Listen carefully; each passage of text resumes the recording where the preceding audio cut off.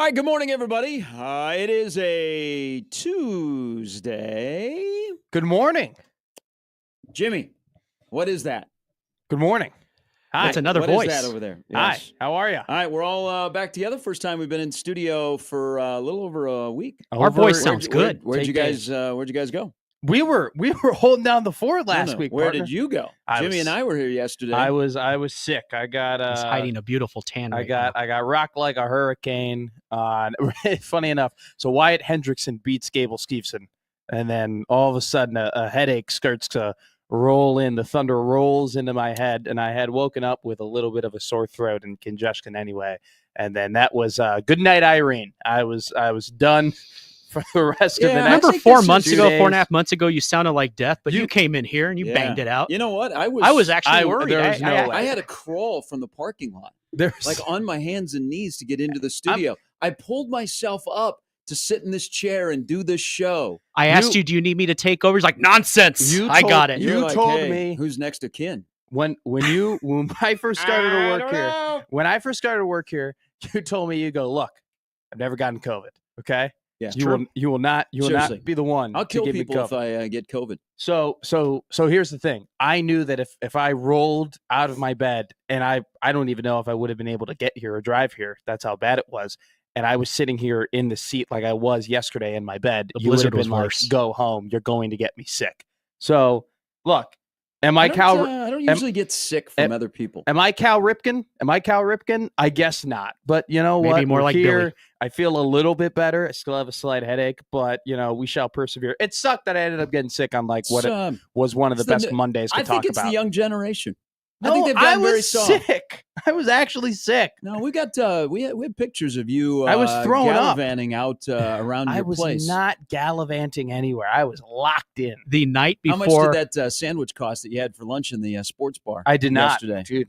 I did not go to the sports bar for lunch yesterday. get the sweet I potato had fries? sausage and eggs. It was the first time I wanted to eat Damn, anything that other sounds than good, soup. actually. Do you know how much money? You know how much money I spent on Panera and pho because I didn't have any canned soup? You should not spend any money on Panera. I needed soup. I needed my chicken noodle No. chicken noodle Panera, soup. Wait. Panera's pretty damn good. I'm here Hey, for they this. got I'm going to good agree with bread. you. The steak sandwiches are pretty solid. You can get some No, nice salads. They have some wood. I think Would- Panera has gotten fat and happy, and the Takeout alone. productivity and the service and the food have gone downhill in this town. Maybe in this town, I'm but a I'm fan of Panera, but I think Panera, like, okay, we got the market cornered, but yet your baguette is hard. harder than it used to be. Yeah, it's Usually not. it's the other way around. Don't act like a baguette from Panera was like straight from France and the freshest thing you ever had. No, I but don't it shouldn't be where I mean, I could turn around and throw it through the glass window at Panera and it'd break. Look, it's casual fast food. No one else competes against it. I don't think your expectations should be that high. At the same time, I don't know how many people are growing up saying, hey, I want to be a baker for Panera. For the same know? price that I could get for his order at Panera, I could go down to Paisan, see Vers, and get a couple of delicious pizzas, and it'll feed me for three. Hell, that might be an idea today. I think Panera in this town has gotten fat and happy, and they have taken a step back. And I also have expectations. If I'm paying a lot, and I like Panera, Yeah, same. okay, I expect Panera level stuff. What's a lot nowadays? Because I feel like everything. I paid though, is worth $17 what the other Panera- day. Like you used to pay $14 to $15 at Panera, and you're like, ooh, like that's a step up. Like that's like I'm not just doing McDonald's. But even now, We used to pay that. you at go to Pizza Hut. Burger King and you get a Whopper meal. It's like $11. You go to Chipotle. I remember back in the day, Chipotle used to be like $7, You just $8 answered for a your chicken question, bowl. didn't you? What did I just say? Things have gone up. Things have gone up, You're but right. like We had that's- chicken that's bowl the other one day. It was thing. 14 The bucks. gap between what Panera costs and the value used to be a lot greater than what it is now. I feel like I'm more willing So now. the price went up and the quality went down. Yes, but the price just went up everywhere. And so Okay, now but a lot of there used to places- be a $7 gap. no, there no, used to no. be a $7 gap between Panera and some places. Now there's a $4 gap. You know what? There's a lot of places though that deserve credit for their prices went up, but they also matched it. They did not let their service or the quality of what they are serving go down or stay the same. If they're gonna jab us, okay, step up. And I feel like Panera, the last 3 times I've been there, have been not up to Panera standards. I like Panera. I like chicken noodle soup. I'm a chicken noodle soup. Go to the grocery store. It'll cost you $0.25. I know. I got. Might have a little sodium in Watch it. the but- sodium. Yeah, Yes, a I have little- to be leery a little of is that. an You ever, understatement. like when you are sick and you're a young person and your mom Yes. and dad, they just give you that chicken noodle soup and you don't even think twice about it. Then as No. you get older and you kind of like have to watch certain things you eat. You take ever- a pill every you day ever for blood pressure. Stood in an aisle at a grocery store and just looked at the back of the can of a Campbell's Well, can of soup. I went to Walmart, nearly passed out, and got. Story Chicken gets noodle even soup. better, doesn't it? I nearly passed out at Walmart. I did, which The- is the- when I was like, "Oh, I don't think I'm going to be He able to go was to work." he had the flu in Game 5 of the finals at 5,000 feet in elevation. He scored 43, 42 I feel like points. I'm in He couldn't elevation right even now. sit up. He couldn't even stand I up. ate the pizza. I went and I didn't look at the back of the Campbell soup can that I bought to see all the sodium that was there. But man, I bought 2 cans. I had both of them pretty quickly, and they were delicious. I even got like the ones with the star noodles. It came with the noodles, like a star, like you're a star. They were great. It was awesome. I need to eat soup more, in my opinion. Maybe add a little chicken to it. Make You it know, a protein. What do your, bu- your bump. fingers look like sausage fingers over there with all the sodium that is in soup? No, but should've my brought nails my did blood get pressure blue cuff. for a hot minute, and then they were. I'm telling you, I was sick, man. You think I was playing hooky? I was sick. Meanwhile, No, when I you am know what? sick. So here's why I don't think you were sick. Okay? I knew you didn't think I was sick. Because I knew because- immediately when I told you, when I texted you, "Hey, I'm not feeling well," that you didn't think I was sick. And now I'm standing here, and you hear the nasaliness in my voice, and I'm sweating right Sounds now. normal. you're sweating am- because it's hot in here. I was sick. I still am. Yesterday was the first day. I've been doing mornings for 12 years. First time that a co-host or the 2 co-hosts, somebody's called out sick. Mhm. Like true story, not to bag on you. It Because sounds like you're bagging on me. okay, it is. Yeah, Maybe it's because Never we're in a happened different first time. yesterday. I'm thinking though, this is what happened. Just knowing you like I do. So you had 4 days of basketball, all right? You're not alone. I'm sure there were many other people across the country that had the same thing. You had 4 days of basketball where all you watched was hoops. Okay? Late games, wondered, too. You wondered, what is the NCAA doing with the scheduling on Saturday and Sunday that we only have a couple of games before 6 o'clock at night? But, to each their own. It's It's so all dumb. ball. It So all dumb. comes the same way. And so then you were like, I'm lost. I don't know what to do on Monday after the 4 days. What do you mean? Now I got to Listen, talk about I'm it. lost. I don't know what I'm gonna do. You know what? I'm gonna sit in front of my TV. It's gonna be off, and I'm gonna wonder, where is Iron Eagle? Where is the Lady Gaga song? I'm sure that happened to you and many others. And so you were just lost, and you're like, I can't go on today. Do you I can't know? perform Do today. you know why? I'll prove to you how I was on death's door. All right, you know me. I gamble. You and I have talked about Oh, it. there it is. He lost. I no. Did you have to pay up your debt Listen, yesterday? Is that listen, why you weren't listen. here? Not judging. You know me. I was rooting for you. and I've talked about this. With you. I sweat out $10 bets. Do you have something on your body that's broken?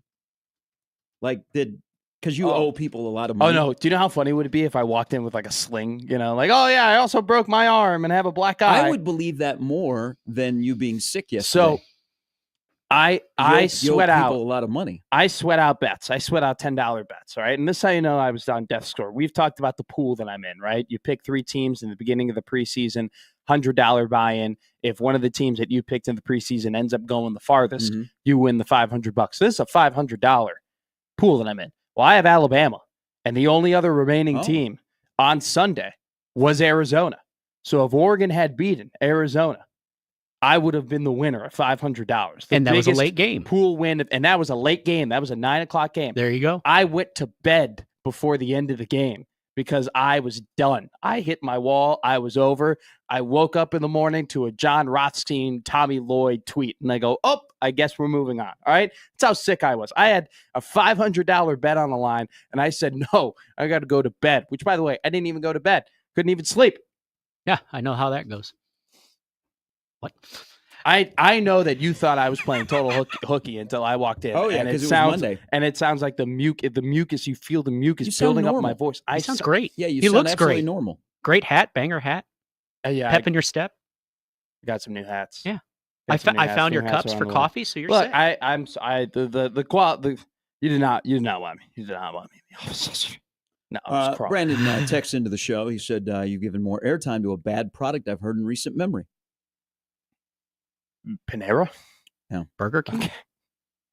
You know, the night Washington and Nebraska played in the Holiday Bowl in 2010, I was Whoa. I went out on a date that Jesus. night to This watch is gonna that be a game. hell of a poll here, Jimmy. Yeah, so remember. Well, you remember that, Matt. That game was at 9:00.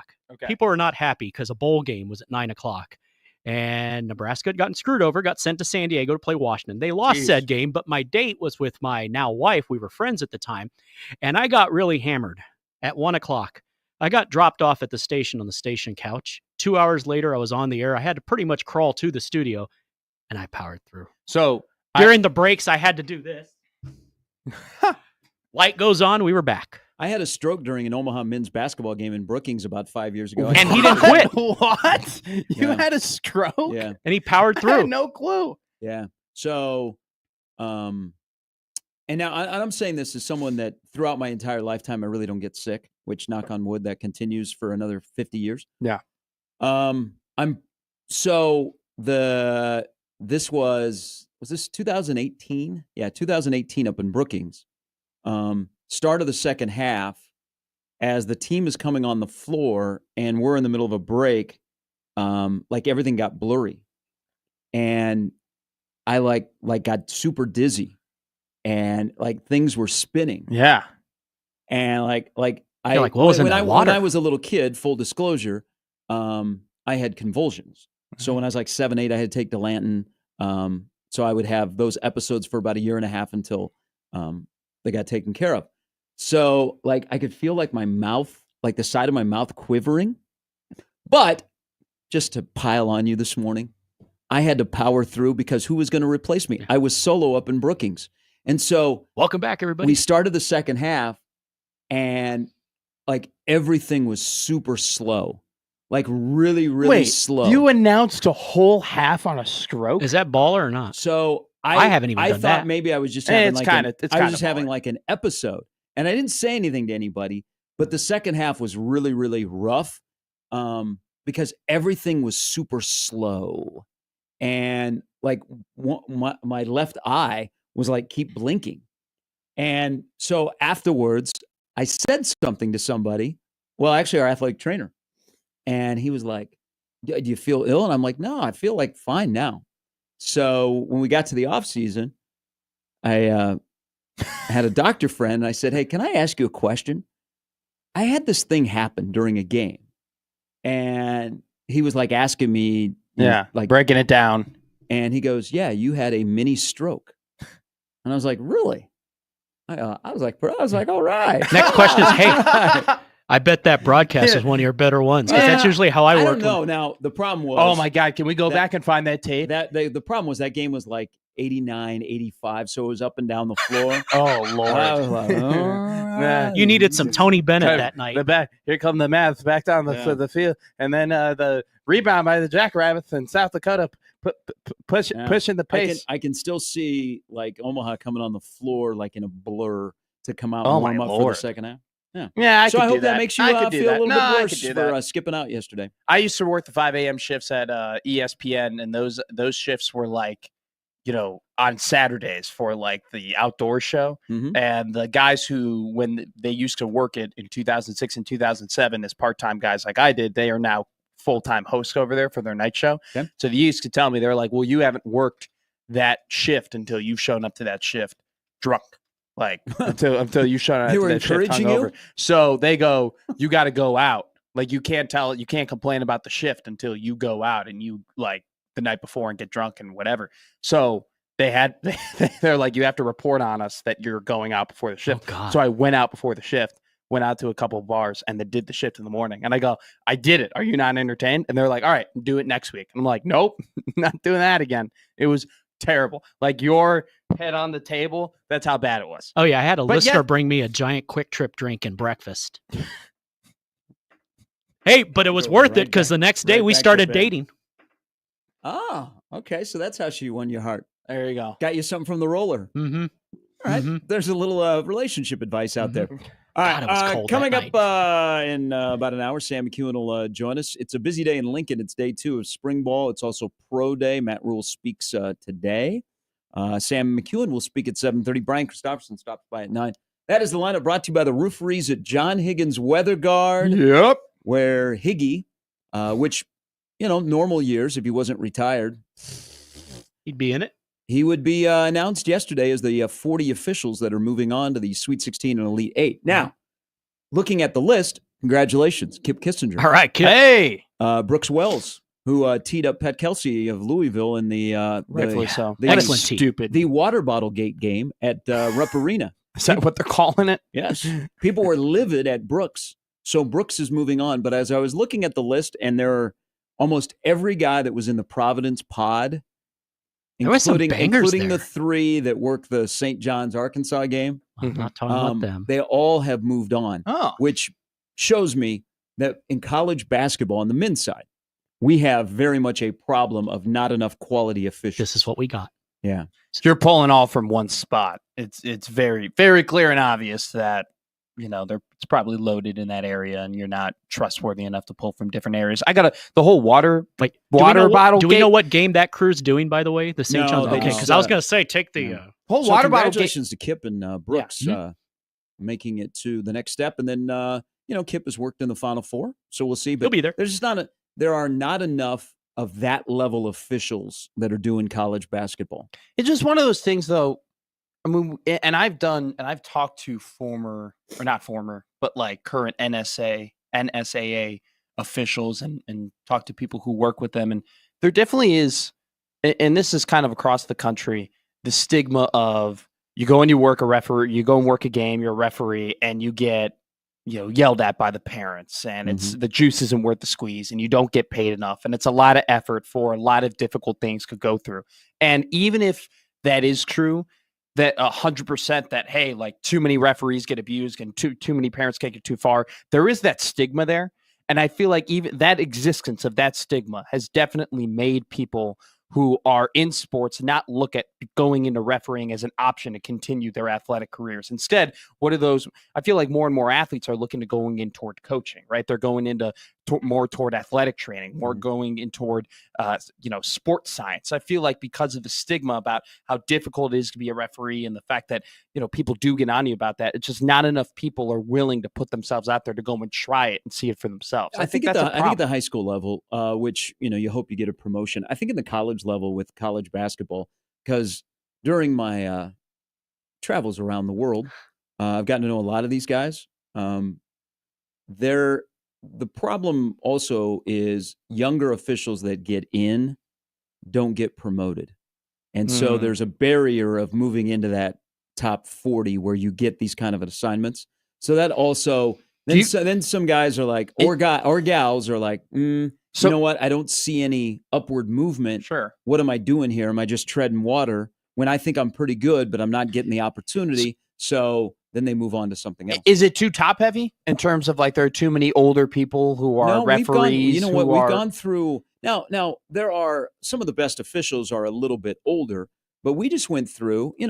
Higgy, as great as he looks, he doesn't look his age. Sure.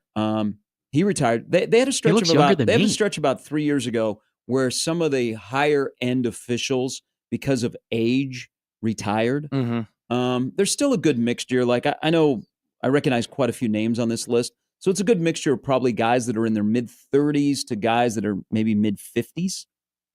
I just think it's We one just of don't have enough. We have too many games, and we don't have enough good officials to work those games. We had Higgy in last year in studio, and I looked at him. I'm like, he looks exactly the same as when he refed our games in college. 20 Another years ago. problem is Looked too great. is that we have too many games. We also have so many high stake games as well. I don't know if you saw that list of like the most 100 watched television programs that occurred last year. This was like January, right? This came out, but 80 of them were sporting events, right? 80 of the most watched events in Because television everything else is was reality sports, now. right? And so it's like even the guys and girls who are at the very, very top level of refereeing, the spotlight, the speculation is all over you, right? And so it's like those mistakes are amplified even to the 10th degree, where it's like it is a incredibly tough profession, and with the amount of pressure that it gets put on it, we definitely don't. It's one of those professions where if a referee does a great job, right?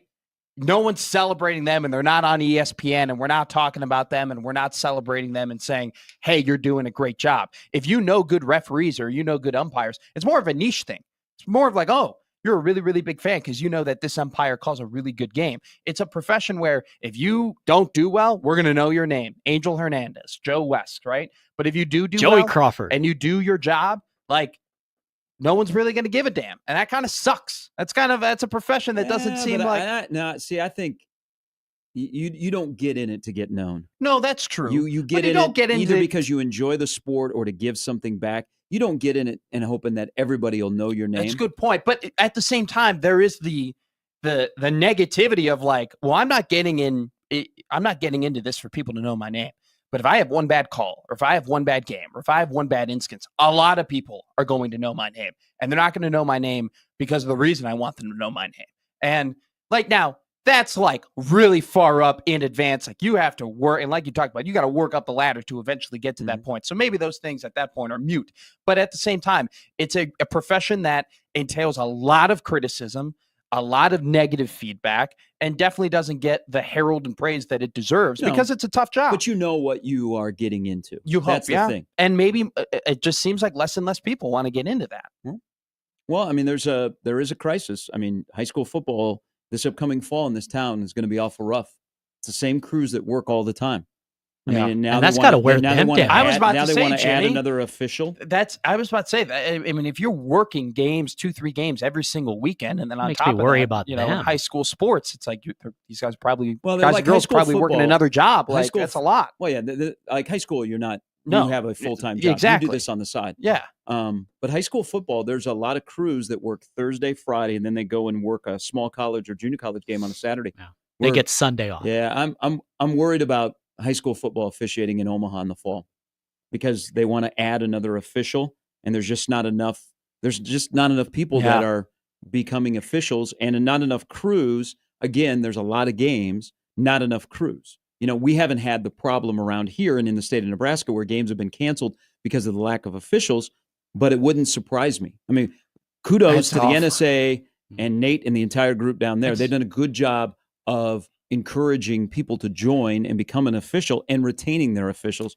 But Nebraska's a rarity. How do you solve that problem though with getting more officials other than just paying them more? And then the question is, do you have enough money to pay all officials more money? I mean, and is that an invest? I mean, but it sounds like that's an investment that leagues and high schools and everybody are going to have to start thinking about making because you can't play the game without officials, let alone decent officials. Well, in high school, you're not getting, you're not breaking the bank. Yeah.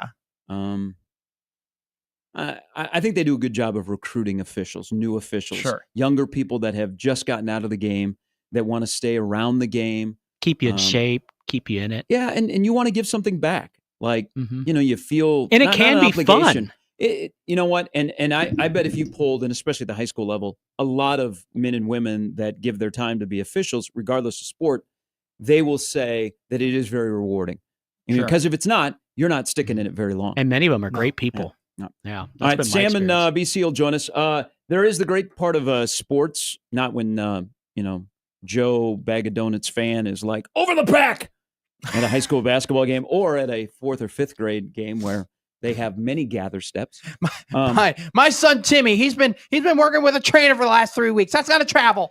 He learned that Euro. So sports are great, but sometimes sports really, really suck. And a lot of you will wake up this morning if you were watching women's basketball last night. USC and Mississippi State played. Why am I afraid what you're about to say? Well, it's bad news. So college women's basketball, which is so one-sided from it's extremely top-heavy, but it is a sport that is built on stars. And the next star, Juju Watkins, is done for the season. Last night in USC's round of 32 game, she suffered a gruesome knee injury. Do not need to see slow-mo of it again. Do not need to have the cameras panning on to Juju Watkins, but she has torn her ACL. She is out for the year. And why does it happen? Especially, and I know women's sports, young women to college women to professional women in sports, the ACLs happen on a more regular basis. It was my biggest fear working in it. Why does it seem in that sport, which has been built on stars and the TV ratings and the attention have never been better for women's basketball, why does it seem from Paige Beckers to Juju Watkins when everybody is watching one of these injuries happen? It's uncanny. And that's the thing that sucks about sports, because I don't watch as much women's basketball this year, but I do to watch the stars. So I've watched a lot of USC. I've watched a lot of UConn, UCLA. I like to watch South Carolina. It happens when everybody is watching, and that sucked last night. And she was in such a great deal of pain and the agony on her face. And now she's out with a torn ACL. And USC, which had the 4th best odds to win the national championship with her, now have to move on. And I think it's like Kansas State next. So that you're going to wake up to that news. Absolutely. It kind of sucks the air out of the tournament a little bit. Oh, if I'm being frank with you, like she is the superstar. She is the coup de grace. I mean, and there's so many great storylines in this tournament so far. Kim Mulkey and LSU, they're a 3 seed. They're advanced to the Sweet 16. They looked damn good in their game yesterday. UConn looked damn good in their win against South Dakota What we got State. robbed of is what would have been an Elite 8 matchup. That is, this sport is built on individuals. Yeah. Juju and Paige. Juju and Paige would have played in the incredible. Elite 8, and Paige last night had 34 as they beat South Dakota State. And you boys know this. I worked in women's basketball, and I know about the they're more susceptible to injuries like that. A friend who did a giant report on it, and she was explaining this to me. And so when I got the job at Kansas, you're like, oh, I hope that never happens, because my predecessor, that happened to one of their star players. They were actually playing in Manhattan right in front of them. Mm-hmm. And my biggest fear was that anyone on our team, but especially if it's someone you're closer to, and you know this because you get close to your guys when with Omaha. And I always had the fear and prayed, please don't let one of these kids, and their team, the other team too, please don't let one of these kids get hurt, because all I'd be able to hear is the screaming on the mic, because it's pretty quiet in these arenas to begin with. And then in that case, then in my mind, I was always saying, if that ever, God forbid, happens, you're a professional, you've done this for 20 years, you better keep it together and do the right thing. But thankfully, I never had that issue. So when you said that and I see that, that's exactly where my mind goes. And I feel sick for everybody. It looked like if you were watching Iowa play last year, Molly Davis's injury, it looked like the same exact thing. It was just like the whole arena in Los Angeles just went silent. And then they were panning the USC sidelines. Now, USC blew out Mississippi State, but they were like immediately lost. It sucks. It really, really sucks. But Shams was the one that broke it. That's who I saw the tweet this morning. I think he breaks everything. Your buddy. The guy just, kind of. I think he's just got eyes in the sky and ears everywhere. The guy never goes to sleep and is always on his phone. So, he breaks political news as well. So, you can never stop that guy from reporting on anything. But like you talk about the UConn game, like the other storyline was they could have played UCLA in the Final Four.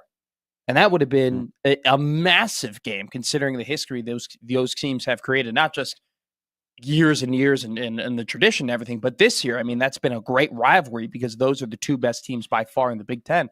Big Ten's had a rough NCAA tournament. Yeah. Thank God USC and UCLA joined. Well, it'd be lights out. Iowa got, the snot kicked out of them yesterday too, which was disappointing to see. But it's just this is a star. Women's college basketball and the WNBA at this point are star driven. There's not a ton of depth, but the top of the heap, the very, very top, your Paige Beckers, your Sabrina Ionescu's, your Caitlin Clark's and Juju Watkins. I can't believe you didn't say 22 first. Clyde Drexler. Oh, sorry. Well, you're a Chicago guy. I guess you got to make. No, I'm a Caitlin Clark guy. I was just going down the list. But like it's all about the top, and there's not a lot of depth. You Chicago I'm people. a You're trying to Caitlin keep Clark Caitlin Clark down. I talk about Caitlin. We're a Caitlin Clark show. I had We You were out one day. And you were not here. And it was Jimmy and I, and we had a 15-minute segment on Caitlin Clark. Whoa, and people were yelling at us. Yeah, I would too. That might be a little bit much. I'm sweating now. I'm still having It's hot in after here. 6 All right, sweats. Sam McEwen's coming up in less than an hour. Pro Day in Lincoln. We'll see some of the results and who runs and doesn't run and who works out. Yeah. I would think that all NFL teams were represented. Iowa had their Pro Day yesterday, so I think they probably just all hop on a bus and they drive across 80 into Lincoln. Day 2 of spring ball, and Matt Rule speaks today. We'll speak to all of you as we roll till 10. Lots to discuss, including day 2 of the portaling. Over 700 players into the portal yesterday. Not all are created equal. There were a lot of names that were in the portal that barely played at their last school, but they all add up. to 700 plus on day number one. I think the exact number yesterday at 6 o'clock was 716. Lord. All right, we're off and running. It's Gary and Matt with Jimmy on 1620 The Zone.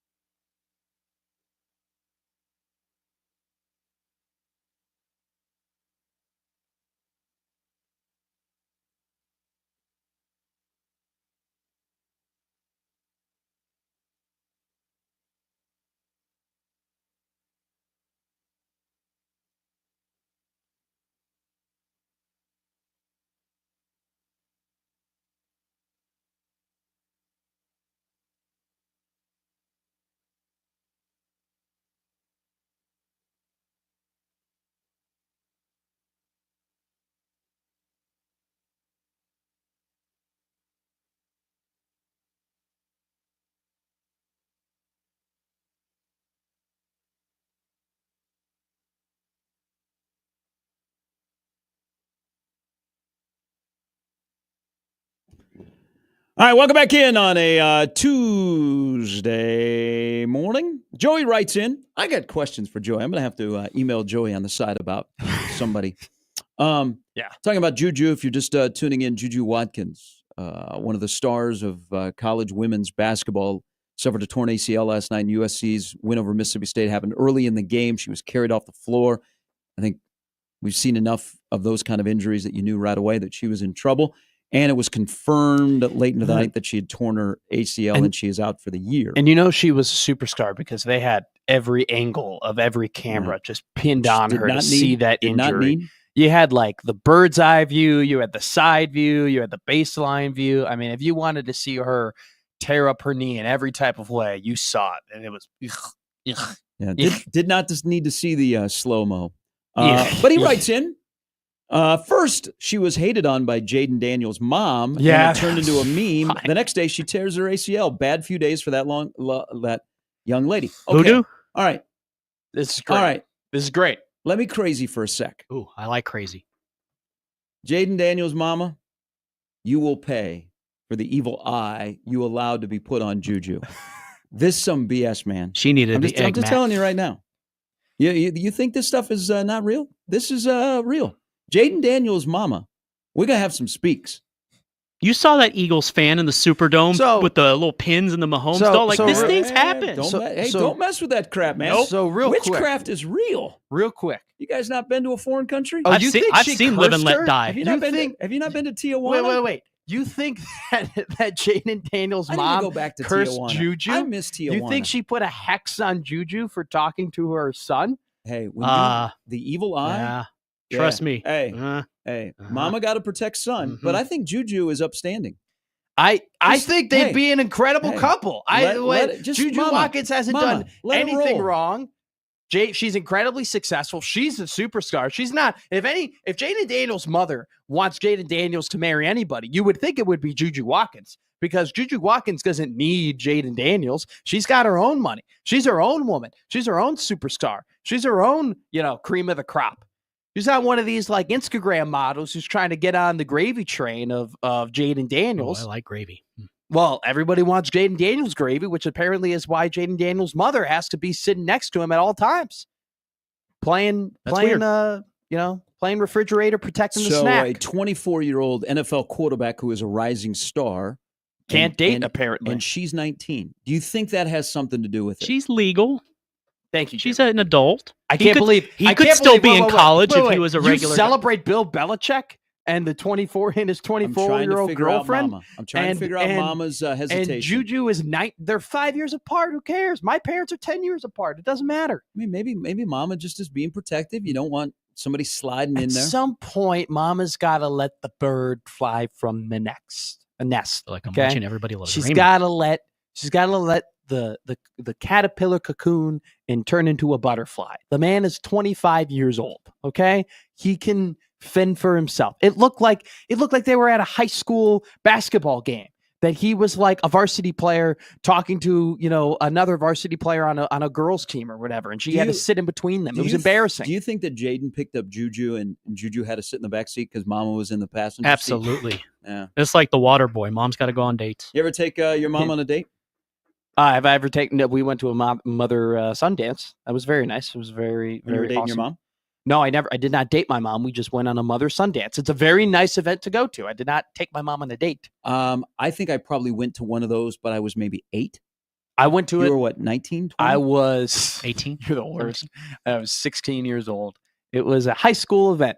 It was the Notre Dame College Prep annual mother-son dance. Okay, we didn't have that stuff in San Antonio. It's actually a very, very big event, and you kind of get a group like you're in prom, and you all go together, and you have some fruit punch and have a good time, and then you treat it like prom afterwards too.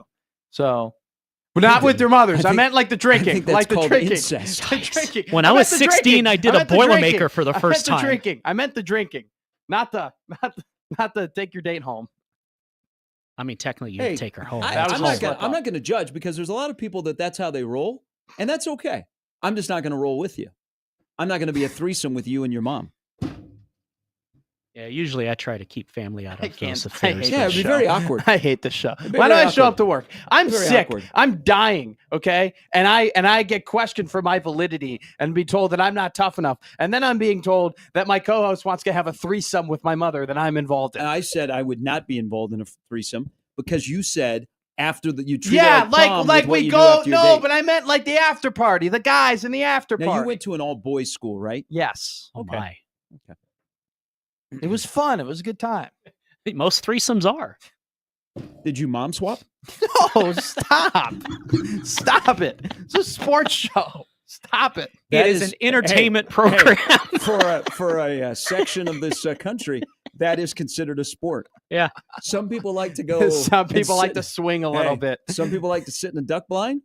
Others like to shoot from the hip Mhm. or below. Mhm. All right, Sam McEwen's coming up in the next hour. We got to get it out of our system before 7 because Oh then my the kids God. get in the I car to go to just- school. I just set myself up for that. This is what happened. Hey, it happens. I like the mother son dance. It was an incredible time. And I think Jaden Daniels' mom is psycho and is crazy, and she should let her son date Juju Watkins because I want to see what that offspring would look like and how many touchdowns and Pro Bowls and All Pros that son Sadly, or not daughter what I'm might win. picturing anymore. That's when the sports sucks was what happened last night. But there are good sports. Who am I kidding? The media just likes to be miserable. We'll get into that when we come back as well. It's Gary and Matt with Jimmy on 1620 The Zone.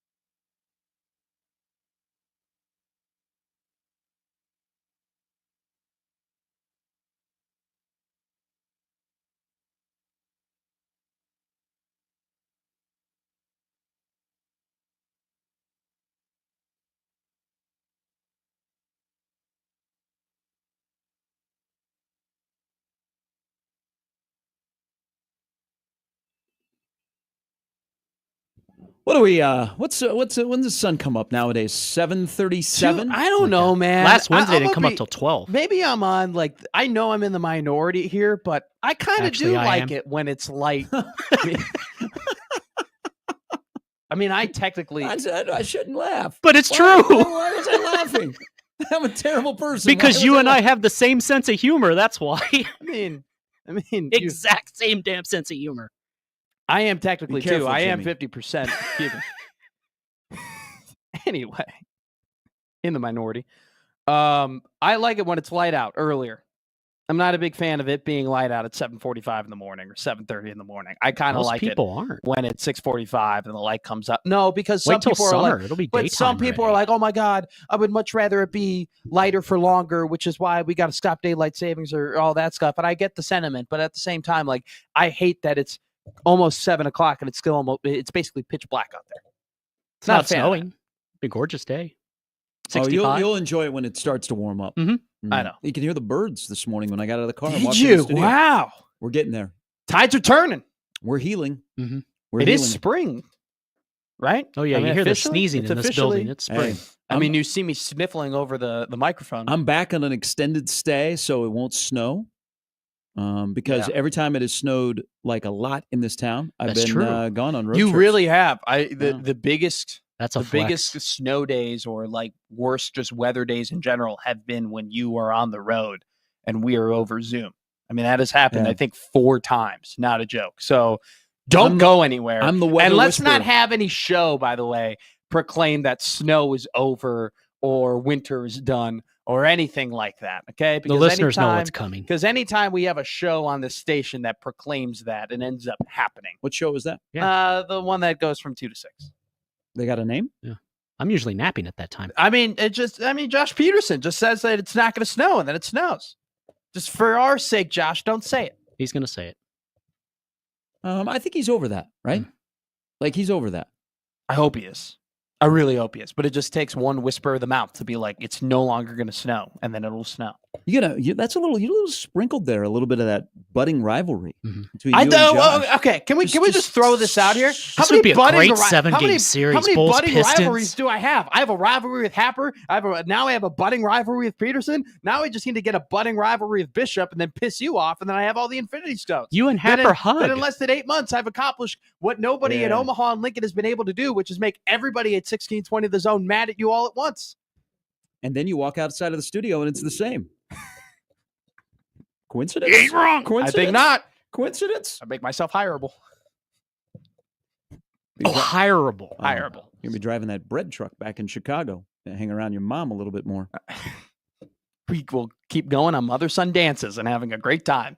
She Wow. can do my laundry Yeah, and make yeah. me food, and I will sit back and relax and, And be she a is bum. she is a wonderful woman. She is a wonderful. Do you have an Um, extra room? They sound great. I'm a big fan of your parents, and I've never met them. It's a queen size bed. A It's actually texter wants to great bed. know Such a good bed, whatever. and it's way better than the one I sleep on. What I would do to move my bed in Chicago into my current apartment, I would move mountains to do that. People are wondering if the mother-son dance is a code for prom. Could you No. not get a date for the prom? That No, was from a well, my texter. prom got canceled, guys. What was supposed to be the most fun time of my life and a memory that I would never forget. That does. Wink. Yeah. I had a girlfriend at the time. Ooh, that sucks even more. Yeah, had a girlfriend. We were dating. It's the only girlfriend I've ever had. Maybe they And, will when you have your This sounds like a rom-com. Say it. your Say it. 5-year class reunion. Have you, Have had that yet? No, That this year? It doesn't start till 10. Oh, okay. So maybe your 10-year they'll turn into a prom. I mean, Hey, that's I a think great they're- idea, I think actually. maybe they're over it. I don't think they really didn't give a damn after us after we graduated. For We being are- quite honest. We are getting close to prom season.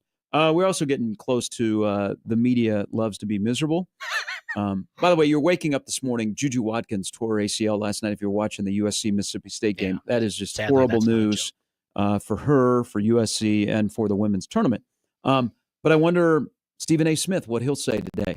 Does anybody care what Stephen A. Smith says about college basketball? He went on this rant yesterday Or about anything. college basketball is in trouble because the Cinderellas are going away. I'm wondering out there, and by the way, I don't love to be miserable. I want to be excited. I can't wait for the Sweet 16 Elite Eight because we got some banger of matchups. We do. Okay, this is a one-off. This is a yes. one-off on the Cinderella. But Stephen A. Smith, who probably, what do you think the average? What do you think the total of college basketball games from start to finish he watches during the course of a year? Start to finish. Start to finish. 0.1 Zero. because I his don't remote think- got stuck. I don't think there was one game that Stephen A. Smith turned on this year and watched all the way through. I would I'll say maybe two. Maybe Maybe like a St. John's. Maybe if he was When did forced Coach to K be retire? there, maybe if he was forced, like if it was a Duke, North Carolina, and they had him be there, or like it was a game day and he had to be there, maybe not. I got a question for you in general. Stephen A. Smith is so much about Stephen A. Smith nowadays and his vision and his, and now he's in politics and he's on Fox News and he's on with Hannity and he's always talking about his relationship with players. Like what validity does Stephen A. Smith have? Like what sport is his sport nowadays? Because he doesn't even, he barely even talks NBA. the NBA, but he doesn't even talk about the best things or the top things or the most because important that does not get the in attention. the NBA. I know, So, but it's just By the way, their rivalry, him and McAfee, LeBron's going to be on McAfee. LeBron Really? hardly does any national stuff. never. LeBron's Never. going to be on McAfee. Interesting. But so Stephen A. Smith is entitled to his opinion, and ESPN pays him a lot of money to give his opinion. Ton of But money. it turned into a dumpster fire yesterday after his comments on his show. He hasn't watched. He is the guy or gal that show up in March. No If that. offense. Hey, welcome to the show. Yeah, You show up in March, you fill out a bracket, and all of a sudden you become a college basketball fan. That's You fine. Become a That's college fine. basketball expert. But don't tell me about the sport when you've hardly watched any games. Yeah. And the thing that I can't take serious about his comment about the Cinderellas, how it's going to ruin the sport, is every time he talks about college basketball, he looks at it through the lens of an NBA draft pick. So who cares? Like people got way too wound up yesterday. If you love the tournament, you love the tournament. If you know about Cinderellas, this is a rare year. Yes. Last year we had Cinderellas. Well- We had the year before. We were not very far removed from Florida Atlantic and San Diego State. You know what? Did you stop watching because there weren't upsets this weekend? I'm guessing not. You continued to watch, even though maybe the first 2 days were like, You watched on Saturday, and you know what? You got delivered on Sunday. Did you stop watching because there weren't upsets? And if you did, or you didn't, you know what? You can vote with your remote. But the sport is not in trouble because we don't have Cinderellas in March. I agree with a lot of what you're saying. I agree with the whole one-off. And let's get granular here. Robert Morris was damn near close to doing it, okay? UC San Diego and Michigan was one really, really close game. Yale was in striking distance of Texas A&M for a lot of that contest. You go back to Drake and Texas Tech, an 11 versus 3. That was a super competitive game until Tech had that final run to take off. So it's not like these top seeds are blowing out all of these mid-major champions or anything like that. It's still competitive basketball. Yeah, but this isn't women's basketball where No. you have blowout after blowout, and the only teams that win are in top four seeds and above. Colorado State would be considered our Cinderella. They got beat by a buzzer beater, which was an incredible shot by Derek Queen. I do want to throw this out to you, though. Not a travel. And it's a gather in They're two never steps. gonna call it, Yeah, so it's a yeah. gather in two steps. They're never going to call it. Hey, you talked a little bit yesterday about how much have you heard about NIL? Have you heard about recognizing about NIL? Oh You my God, they're listened. talking All right. a lot about NIL Drink. and the transfer portal and all these other aspects that don't have to do with basketball. Drink. But I want you to just kind of think back to this weekend. How many times did you hear this sentence? This mid-major team, they've been playing together for 3 years. I mean, this is a team that has a lot of experience. They won their conference last year. They made the NCAA tournament last season. They gave this team one heck of a run, but now they're back with the same head coach who's been there for 8 years, and this team who's played a lot of basketball together is ready to make that Cinderella run. I don't remember hearing that sentence. And that's not like a cliche that you hear 3 times a year in the past, but it is a sentence that we have commonly heard in tournaments of yesteryear. And there is a little bit of concern for me of the fact that, okay, I agree with you. This is a one-off and this is one of these, it just happens, right? But there is a little bit of an argument to be made that these guys in these mid majors who used to stick together, who used to be all conference guys, who used to come back to the same team next year, are now going to Power 5 teams and going to better teams and building up the depth. There is some substance there is a there. gap. So back to the Cinderella thing. This is a one-year trend. And we use the word Cinderella one time. Not get that? Not like that song? No. Sorry. You might be ill. Either you may have just exposed that you actually might be ill. I actually you were am joking. ill. I'm not exposing anything. But aren't Cinderellas supposed to be rare, not the norm? Yes. Well, also too, Okay. we act as if we have 5 Cinderellas a year. It's only one team a year that really makes a deep run. and- 2 teams at best. Hey, homie, don't want no Cinderellas in the next round. I want teams that give me banger of Exactly. games. I don't want great matchups. And that's the frustrating thing too. Same with You our know Final that Four. we're going to turn on ESPN next week, and we're going to be like, "Oh my God, what a weekend! That was incredible. The best teams going at it. That was one of the best Sweet 16s and Elite 8 combos I've ever seen in my life." So And why then are we're they gonna- talking about LeBron And then the we're whole going to show? act like And it we will. weren't talking about the death of college basketball a week before. I like the best teams playing. That's why I love the college football. We're not going to get a Cinderella in college football. I want the best teams playing. And I like the best teams playing. Would I like an upset or two? Yes. And we actually had a couple of upsets. Yes. But Cinderellas are rare. They're not the norm. It's a one-year trend. Let's check back next year. But from the Power 5, which treats mid-major like AAA, the gap is growing. And something you brought up is absolutely spot on about continuity. Is one of the things that helped Omaha is they have some day one, they had 4 core guys. So that have been here for 3 years. That continuity is going to get less and less because, like in the Summit League, and it was a busy day yesterday in the Summit League for guys going into the portal, is if you achieve success, probably 80% of the time, you're going to be courted to go somewhere else. So the continuity is the thing that I would be really worried about. Mhm. But I'm sick and tired. You know, there's a lot of things that are wrong with college athletics. And there are a lot of things that are great about college athletics. And we have to navigate these choppy waters. But you know what? As fans, we have more of an emotional attachment to our college teams than our pro teams in most cases. Absolutely. Okay? Because we went to school there. Yes. That's who you grew up with, your parents. That's where they went to school. So all you've known is GBR or chose Roll Damn them, Jays too. or March Madness. Everybody says, well, it's the death. It's the death.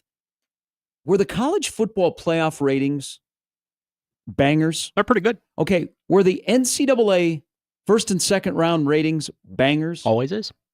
Always are. You know what? I'm guessing, though, if you're going to put a toe tag on something, they usually don't have good ratings. So stop with this. It's going to be the death. People, we change. We adjust. We don't like it. You know what? And I don't like college football between February and the first part of August. But when we get to the games, we get back what makes college football so special in a college environment. And the sport isn't dying. The sport actually on the field and how the game is played has probably never been played as well as it's being played now. The other stuff that's going on, yeah, that's rough. But you know what? We've adjusted and we've moved on and we've accepted some things. We fought back against some things. But the sport of college football and the sport of college basketball is not dying.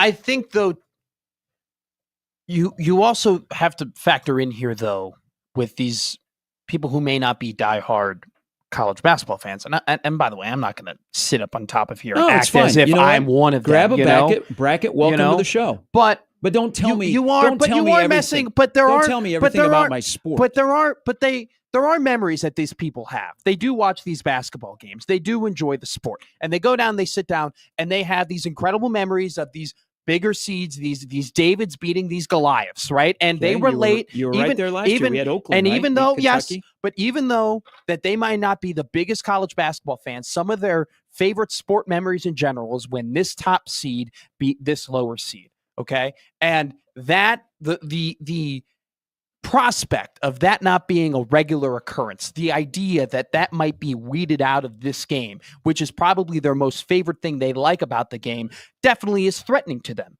Okay. And that's why they react in the way that they do. And I really don't blame them in acting that way. But what I do blame them is them not being fully educated in the fact that, hey, this is actually like what we've been trending toward the entire year. This is what we've kind of expected. We were calling back in December, hey, these 4 seeds or these 4 number 1 seeds are going to be incredibly stacked. Like, I blame them for that. I don't blame them for being like, oh my God, I'm a little worried that all of these great players who were on, mid-major teams last year are now dominating in the Power 5. It'd be nice if they were still on mid-majors having upsets. I don't blame them for being that way. I just blame them for being incredibly loud and very uneducated in that regard. I think there needs to be a concern of what's happening to the mid-majors. And I do think that when the NCAAs, whenever they make these guardrails, I have no idea when they will do it, but when they make these guardrails, I hope they have this in mind of, hey, we need to do things in order to do a better job in keeping continuity within the mid-majors. They won't. But they won't. I hope. But I mean, here's the nutshell. They won't. This college football is the Power 2, right? Yeah. What is college basketball? It's second.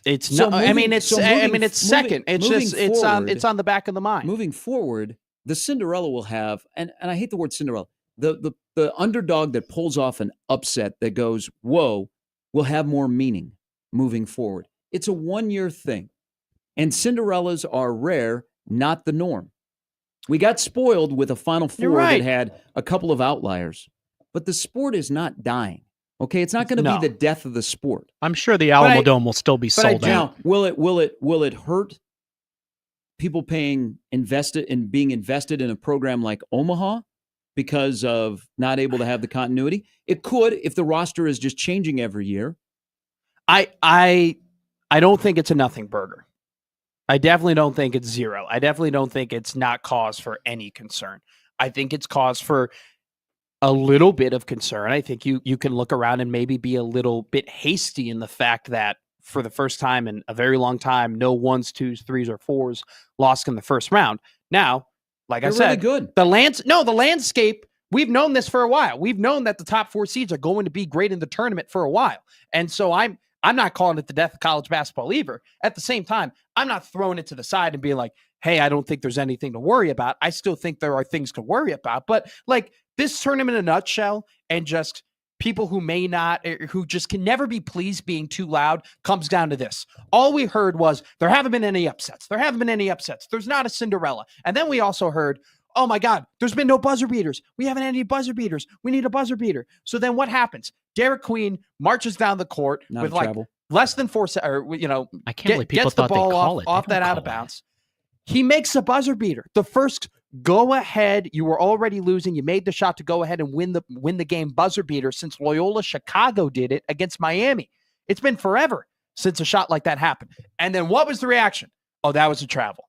Immediately. People try and start being negative. And then he shot it against the wrong team. To be miserable. They rather Colorado State have made the shot than Maryland make the shot. So Colorado State could be the Cinderella. Like, no one can be happy. The one thing everybody asked for. That line the one thing everybody asked for. Nobody can be happy. That's why people hate the media. Because the media like to be miserable. Yes. And then they portray it out there when there are so many other good things about the sport to tell the story. You know what? I thought one of the best games, and it wasn't a buzzer beater, was UConn, Florida. Oh, it's we great. We don't ever talk about that. Right? That was like an Elite Eight game. You know what game. we do talk about? The St. John's, Arkansas game, I thought was a great game. Poorly officiated. Everything is not a foul, thank you. Right. But it didn't have a buzzer beater. I thought that was a really good basketball game. Well, Florida UConn was a great game, like a competitive game between two really, really good teams. And what did we talk about more than anything afterward? Dan Hurley crying on the sideline in the post game.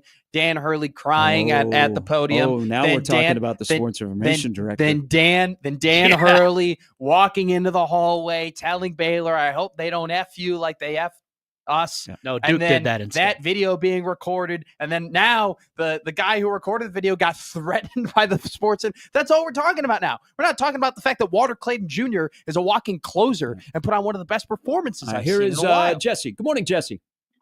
Good morning, Jesse. I almost said good morning, Jesse. Good morning, fellas. Good morning to yourself. Yes. Great conversation. Thank you. A lot of great points. The one, Gary, you touched on it real quick in passing. How basically what's happening now is you're coming back to the norm as far as these upsets and Cinderellas go.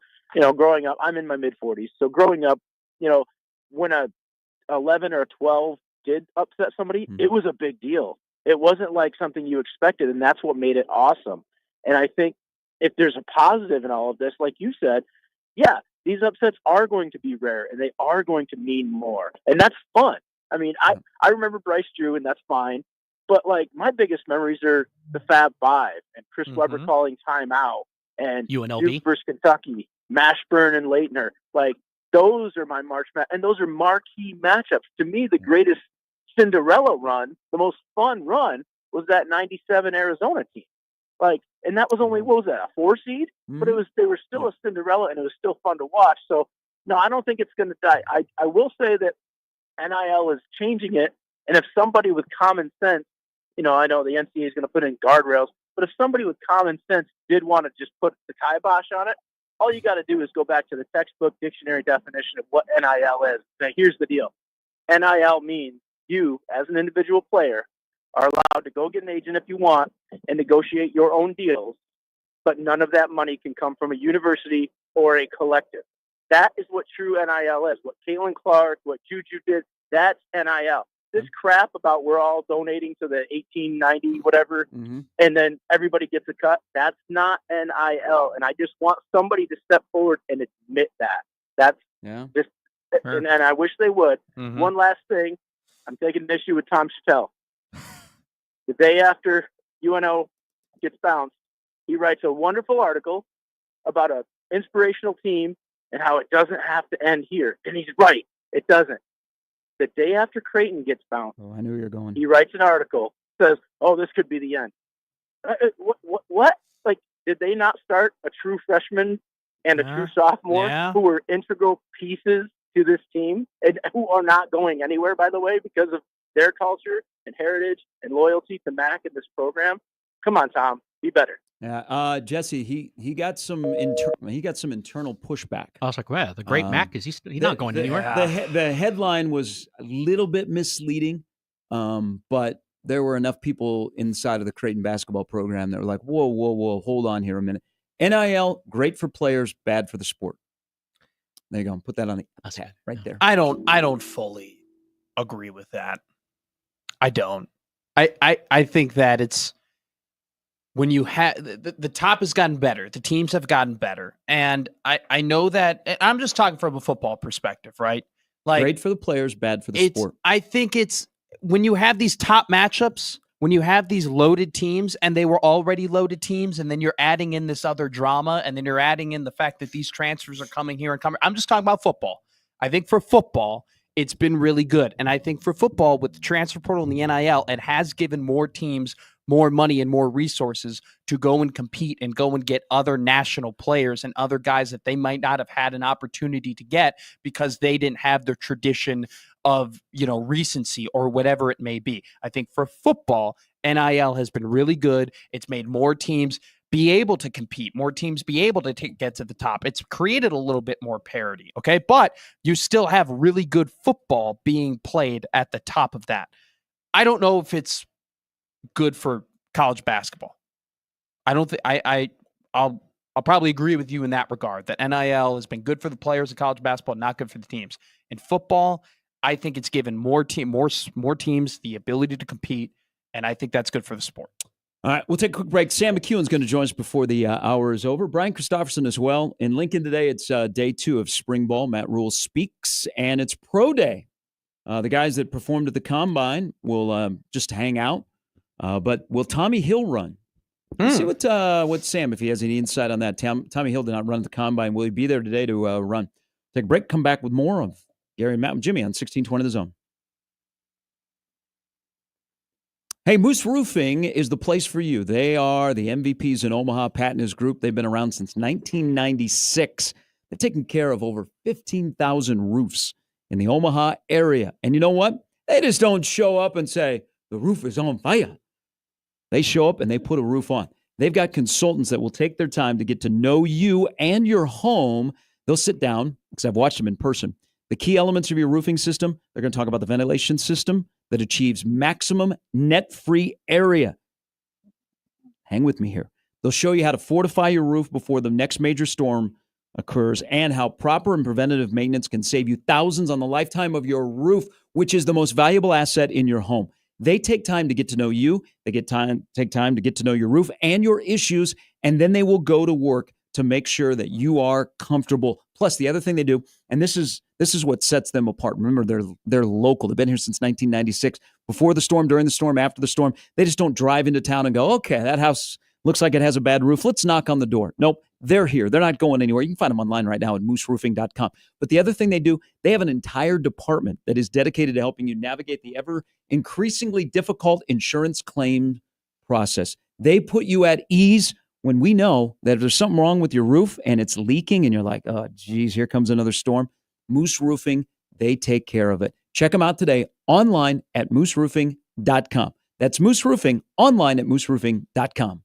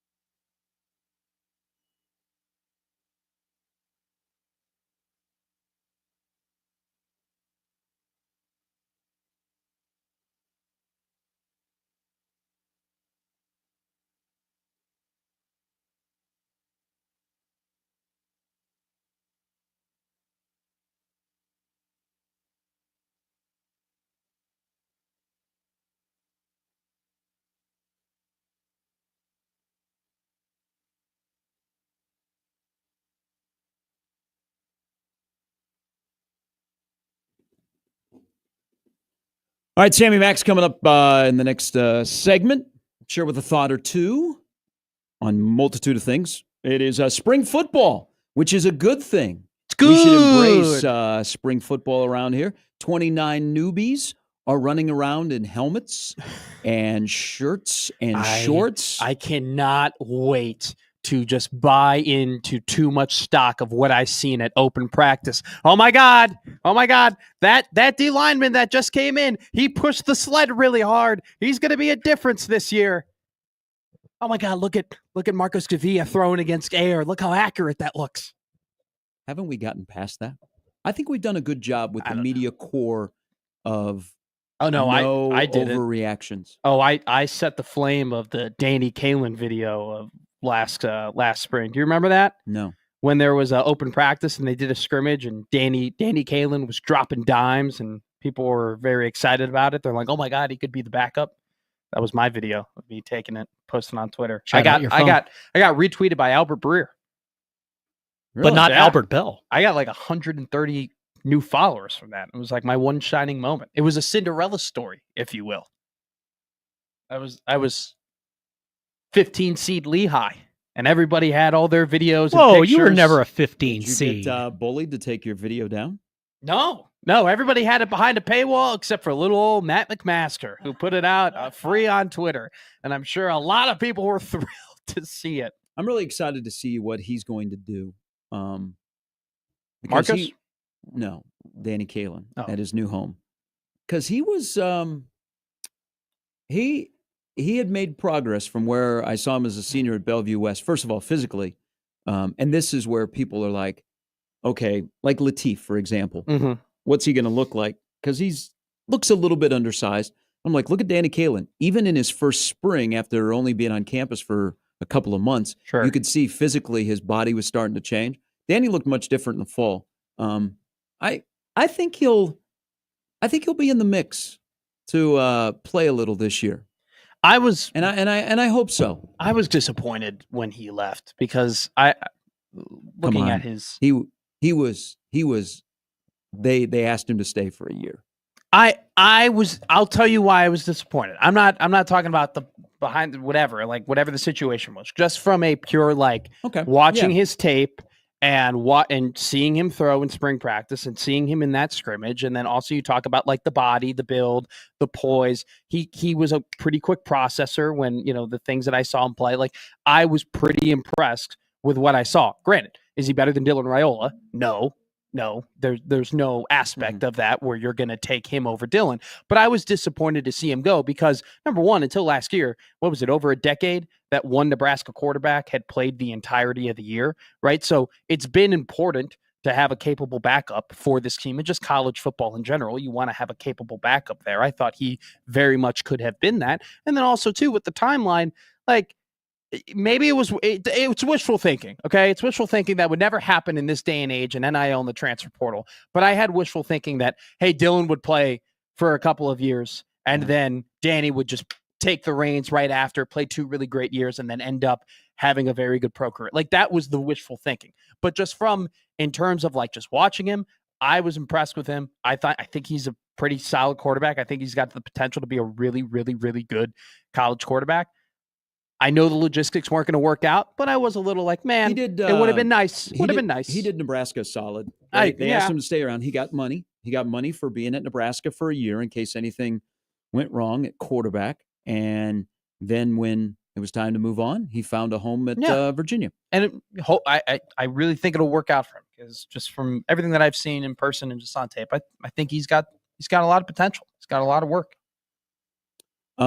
I hope today when the head coach speaks, and I hope this is moving forward because there are 155 days to the tone setter at Arrowhead Stadium against Cincinnati, is that there is no grab ass from the head coach.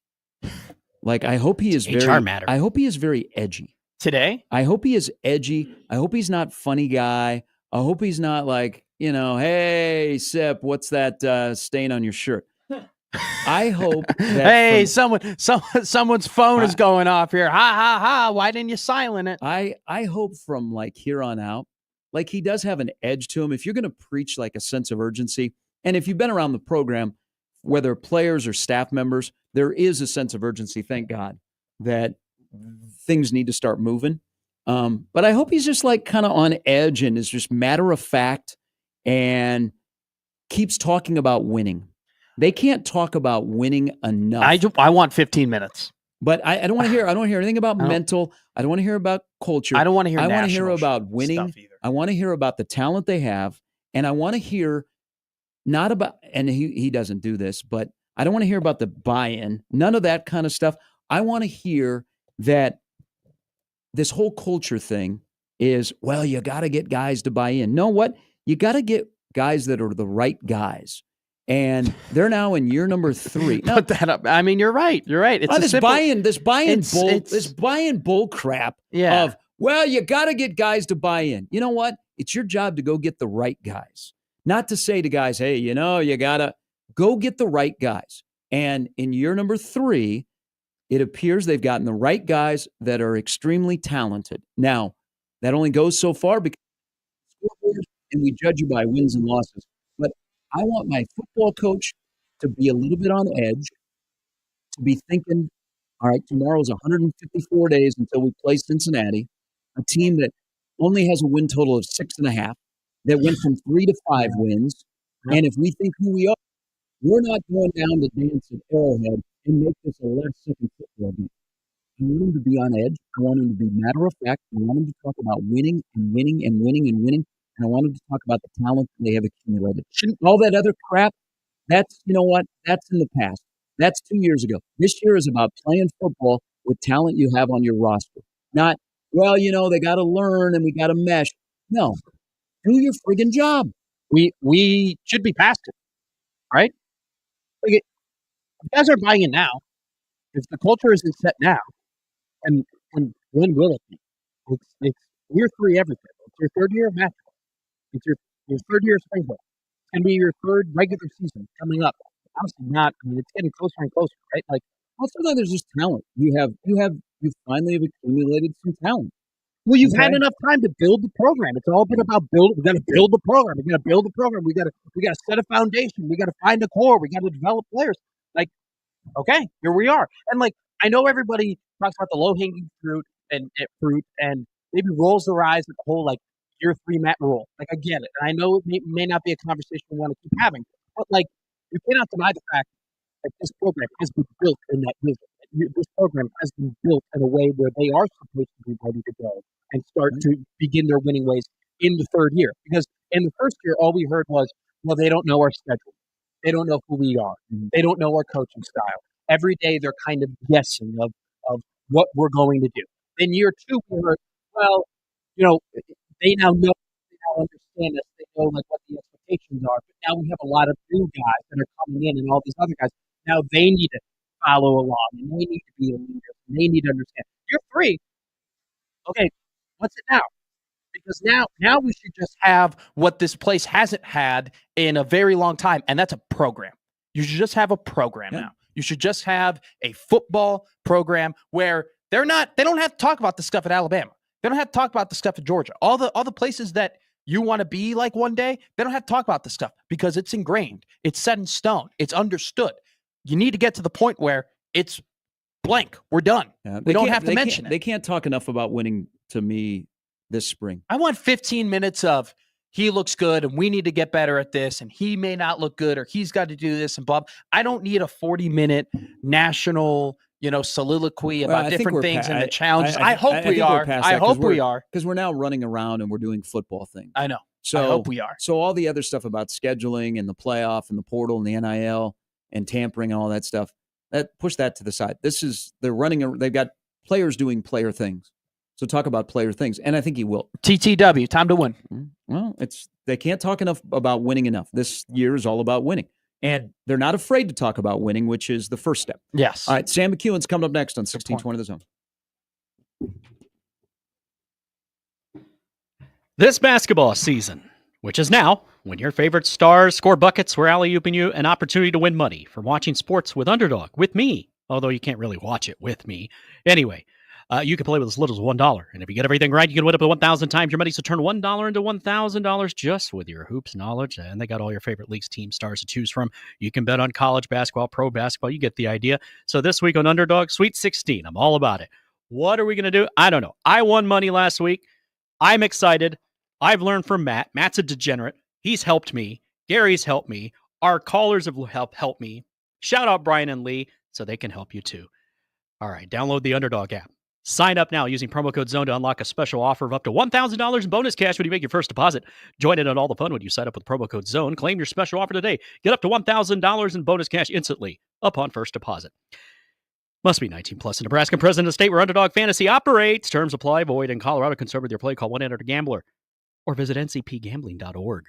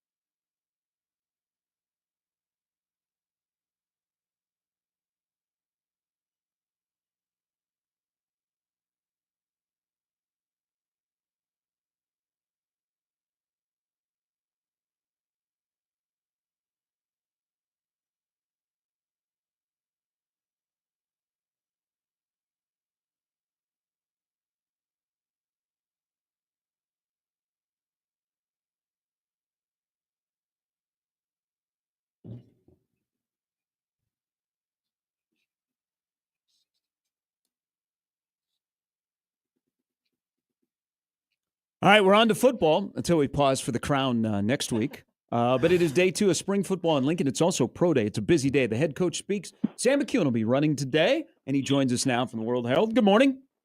Hey guys, how are you? Good. How are you? I'm fine. Yeah, too bad that one of the local teams didn't advance to the second weekend in the NCAA tournament.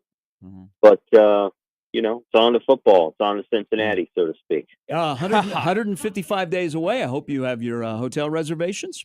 We do actually. Wow. For Kansas City. Oh yeah. All right. We're ready planning to rock and ahead. roll. Hey, it'll be like old times again. We'll think we'll be back down there for the Big 12 championship games.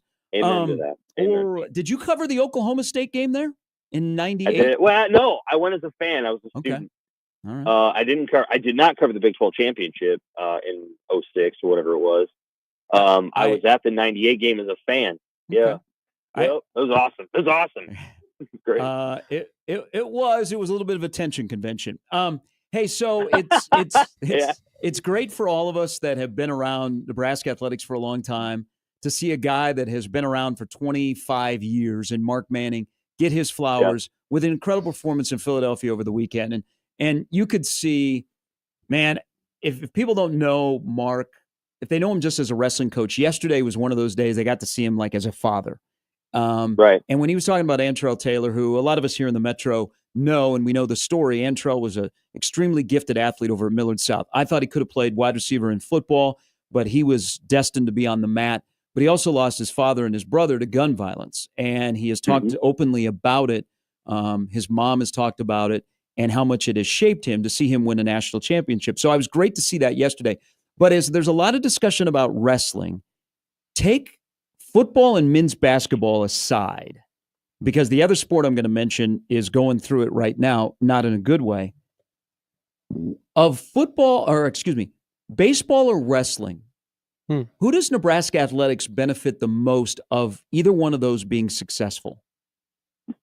Well, I think, that if the baseball team is what it was in, Alex Gordon's era, that's very beneficial because you have the College World Series and you have, sold out crowds at Haymarket. And, this is in some ways a baseball state. People don't always know that about Nebraska, but if you get into the really small towns and, you go back, you dig into history of the state, you're going to find a story about baseball. So I'd probably lean that way, but to be clear, I think that the success of Nebraska wrestling is a huge deal. I think people probably don't have a hard time getting their arms around how significant it is to finish second in that tournament. I've been saying this a couple different times that the advantages that Penn State enjoys are almost make them like a semi-pro team or something. Like, there's a reason why he wins that award tournament, coach, and they carry him off the mat. Like, it's not that Penn State isn't winning the national titles or that they're irrelevant, but like everybody just sort of assumes that's what's going to happen. And so they're so deep, but I think they only had one national champion this year. So everybody kind of bakes into the cake that Penn State's going to win it. So what happens from there is more related to, which actually had the strong collegiate wrestling team. And so, Nebraska treated its runner-up finish much like a national championship as well. It should. So I think that's hard for people. And then the other thing about wrestling that can be a moment is that there's, you compete in one format almost the entire year, and then you compete in another format for Big Tens and nationals. And Nebraska has actually tended to be a little better in duels at times than the tournament format, but that reversed this year. And so this year, Nebraska was really good in the tournament, and they had depth and they had elite depth, and so they had an incredible season as a result. Well, so they'll return 7 guys. 6 of them will be All-American, and it's going to be a big season for them next year. There's going to be a lot of hype and a lot of expectations. Do you think that this performance and the fact that they are returning so many guys is enough momentum to get more donors and NIL money maybe into wrestling and continue this kind of snowball effect and hopefully make it a regular thing that they're pretty consistently beating Iowa in, the Big Tens and the national championships and whatnot. Yeah, I think there's a chance for that. Again, the landscape for NIL is theoretically supposed to change on July 1st, provided that the House settlement is approved, so that anything over $600 has to be vetted by a committee. And I'm probably going to be saying this 100 times over the next couple of weeks and the next several months. And I don't want to be. I just want to play it straight with that conversation. Sure. I don't want to be cynical, and we can get really cynical really fast. And cynicism is fashionable in journalism. I want to just play the conversation straight and say that you're not going to be able to get a deal over $600 unless the NCAA says that it's cool. And so you'd have to get, so it'd have to come through revenue sharing, or it'd have to be NIL deals from ASICS, or I think that's Nebraska's outfitter for shoes. And I don't think it's Adidas, so maybe I'm wrong. But it'd have to be through that if you're talking like that. But again, we don't know if the settlement's going to be approved, and we don't necessarily know what kind of enforcement teeth the NCAA will have. So all of these questions are up in the air. We live in unique times in that there's a lot of situations with the NCAA where judges appear to have quite a bit of power. Congress is weighing what it's going to do, and the media is somewhere in the middle. So I know that's an answer that's more about the NIL landscape than wrestling, but the short answer is it's possible, but you just don't know where the conversation with NIL is going to go. Yeah. Do you think the conferences will get involved if there'll be a standard minimum that has to be allocated to a sport that is not football or men's basketball? I don't think that the Big Ten is going to get involved in that. I think they're going to let schools make that decision on their own. And I don't know that they would favor one sport over another. I know wrestling is very important to the league. I know volleyball is very important to the league.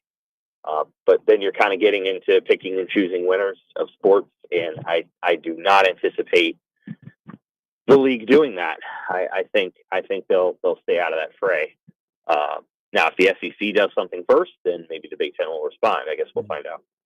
Hey, so if you look at the current landscape of Husker sports, right, or just Husker men's sports, basketball, end of the year, incredibly tough. Baseball has not had the start that we anticipated them having. And so now you kind of do have some fans who already are looking toward football and the excitement of spring football. Do you think because of maybe the underperformance of other Nebraska men's sports that this lead up to Nebraska football is going to be bigger than the ones that we've seen in the past, which is kind of crazy to say? Roughly the same. Everybody's passion for football is pretty high. And, every Nebraska basketball season in the history of Nebraska basketball, with the exception of 1995 and this year, has already been over by now. Sure. Even if they made the NCAA tournament. Sure. So this is the only year that I can recall. And, it was 95 when they won the NIT and went to the Final Four. So, yeah, there's never been a groundswell there. And baseball, like I said, I think the people who love baseball, and they're going to they're going to tune out a little bit if Nebraska doesn't turn it around. But my point is that those people love baseball. I hear the people that I know who love Major League Baseball love Major League Baseball right now because it's here, and it's like, oh God, this is what you want. So I don't think baseball is a unique culture, and a great culture, by the way. It's a unique culture though. It's the sport. And so no, Nebraska football, the passion for it, I think, is equally high. I think the story going into this season is a little different because I think the coach is talking about expectations for what they need to do and where they need to go. And the quarterback's been here for a year. So this year isn't going to be about newfound whatever. This isn't going to be discovery period. This is going to be a development period. And so, like, Dylan Raiola has a ton of fans. At the same time, the expectation is higher. So, like, the fandom has shifted a little bit. The focus has shifted. But now, I mean, everybody loves Nebraska football, and Sure. and we see it in our readership numbers. Like, you always know who the cash cow is, and it's football. Yeah. All right, let's take a stab at this. So day one yesterday. Give me your best case when they go ones versus ones, air on air. Yeah. The starting offensive line to begin spring practice from left to right with guys that are available. What do you think it was? I think it's. I couldn't exactly tell you who the left tackle was. I do think that Elijah Pritchett probably got a snap, and then I think you probably saw Justin Evans at left guard or right guard, Rocco Spindler, and then Sam Sledge got the opportunity at center off the jump. Because Lutovsky's not practicing, or he's limited. So, you didn't put Justin Evans at center right off the jump. So I think that's probably the lineup. Left tackle, Tyler Kanak, Brock Knudsen, Grant Segrin. Interesting spot. Could be any of those guys. I think Elijah Pritchett's a right tackle. I think he's more of a mauler. When you watch his tape, he was more of a right tackle. But we'll find out from Rule today where he started and what he's doing. So I said this yesterday. I think it would behoove Nebraska and himself if Sam Sledge had a great spring and they just said, Sam, you're the center. I think that'd be the best case scenario for that offensive line. Agreed. Totally agree with you. I think then you have an opportunity to have a 3-man rotation at guard, a really good 3-man rotation, and your center is generating chemistry with Dylan Raiola. So I think that'd be great. I agree with you completely that he's one of the guys that you have on that list of players who, if they can prove that they're ready, they have the most to gain, and Nebraska gains the most by them being better. I think Heinrich Haarberg is the other one. Like, it'd be really, really good if he just goes in and seizes it, and everybody's kind of looking at each other and like, oh yeah, we like what we got there. Like, that would be a big deal for Nebraska if they were able to come out of spring camp and say, yeah, Heinrich's got some things to work on, but he's going to be a dude. And Sam Sledge is the same deal. When it comes to the defensive line, there are definitely, we know the names who are going to be up front, but in terms of games started and just production in general, it isn't nearly to the level of what they are losing from last year with Hutmaker and Robinson. Is that a concern for you at all, that lack of production, or are you more so, is kind of like, hey, these are really highly touted recruits who've had experience before, they're going to be fine? No, I think you have to assume that it's a concern in the immediate sense. And, I think when we're looking at the names that you're talking about, which are Elijah Judy and Lenhart, Riley Van Poppel, and Williams Nonieri and Cam Lenhart, and, other names, again, I mean, these are players that either haven't done much on the football field or they're looking to take the next step. And so there's development across the board. Ty Robinson last year was in many ways a finished product and was simply applying that product to the opposing offense. But no, I think all of these guys are still in development. And so what you really want to try to find is 6 or 7.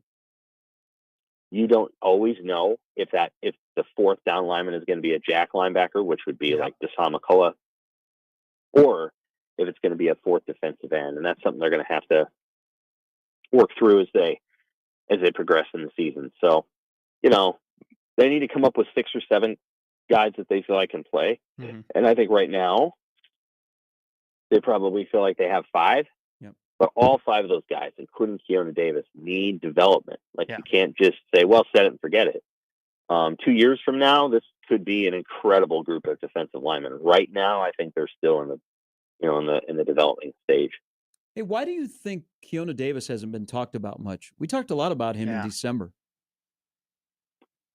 I think they value him a lot. I think part of what happens is that it can be hard to get a hold of what Nebraska's defensive line is play after play. Like, it's a 3-man line. Sometimes it's a 4-man line. They have inside guys playing, outside guys playing inside, and so on and so forth. And so I think sometimes it can be easy to forget some of the names in there, but I mean, they want him and expect him to be good. You know, I don't like. I don't know that people have, and maybe some of this is on us as the reporters. Just don't have that great a handle on all of the components on defense, guys. Like people don't. People are still hung up on Ty Robinson, and there's nothing wrong with being hung up on him. He's going to probably be a day 2 guy in the NFL draft, but he doesn't play at Nebraska anymore. Yeah. So people are still talking about him, and he's not. He's going to play in the NFL, and like I hear more about replacing Ty Robinson, which is fine, versus who they're going to replace him with, or like Jamari Butler, he's not here anymore. So like, sure, I don't think everybody's wrapped their head around everything that's going on that side of the ball. Like that's going to be kind of a work in progress, because we're so used to the names over there. That like somebody's going to be like, oh yeah, Isaac Gifford doesn't play at Nebraska anymore. He's moved on to the NFL. Like people are going to forget that, and then they're going to realize it when he's not in camp, because we've been talking to the guy for 4 years, and so this defense will be very different than last year's unit, and people are still maybe getting their heads around that. Yep. Hey, Sam, as always, appreciate it. We'll see you later today. See you, Sam. All right, take care. That's Sam McCune of the World Herald. Quick break. Brian Christopherson will join us with some thoughts coming up at 9. It is a baseball day. Omaha Creighton play today over at Tal Anderson. We'll see you at 5. Big game for Omaha. 6 in a row. A big game for Omaha. And then Nebraska baseball. Who is doing the scheduling? They get back from a West Coast trip. Spring break is over. They got to go to school yesterday. Then they got on a bus and go 3 hours south to Manhattan. Ugh. And they're fighting it a little bit. And it's an important game, too, because they keep losing. All right. Halftime. The band is about to take the field. We'll be back. Hour number 3. Gary and Matt, 1620 The Zone.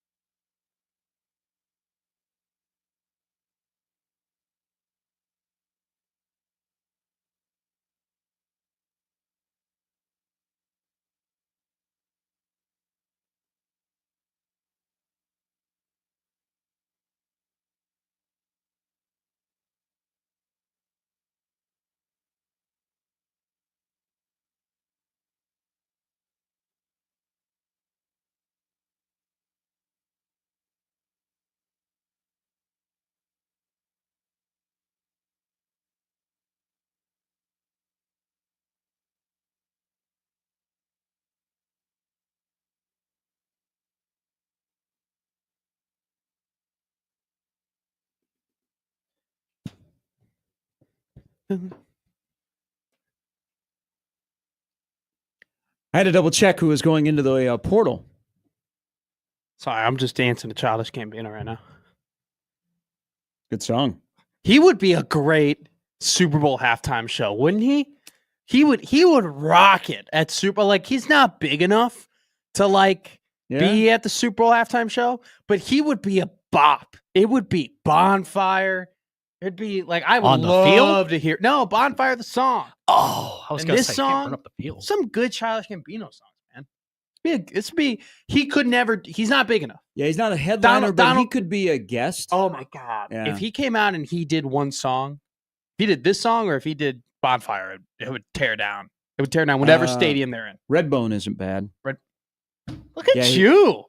His catalog is like of well-known songs is very small. It is small, but he could be like a guest, and I think he would bang it. he's the type of rapper where I'm never upset when a Childish Gambino song comes on. You know what I'm saying? Mhm. That's a good way to put it. Like I'd turn it up. I can bop. I can be like, even if I've never heard the song, I can be like, oh, I mess with this. Like, this is fun. Mhm. But he's not like if I asked somebody, hey, who's your favorite artist, and they gave me Childish Gambino, I would immediately be taken aback. I'd be like, wow, like that is very like why? Like, I took you for a Jerry well, Rafferty no, guy. it's just a different type of favorite. How many people do you know who are like, I'm a Childish Gambino guy? But how many people do you know who say I can't stand his music? It's a little bit of both. Who's like he's like the Robert Ory of like of music. Whoa. So he hits the big shot in the big game. Exactly. But no one no one's like, oh my god, I can't stand Robert Hey, Ory. thanks for 05, Rob. Yeah. Hey, Donald Glover's had an incredible career. Absolutely. As an actor too, and a comedian. I He's miss- a really good comedian. Too. I miss Atlanta. It was a good show. I loved Atlanta. Which He's more- seems like Atlanta. The series ended like years and years ago.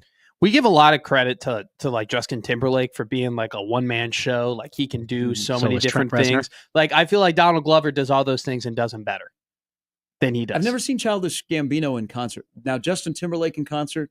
Wow. Really. Well, you get your Haven't money's seen him. worth. Yeah, Do he ya? is. He is a performer. Okay.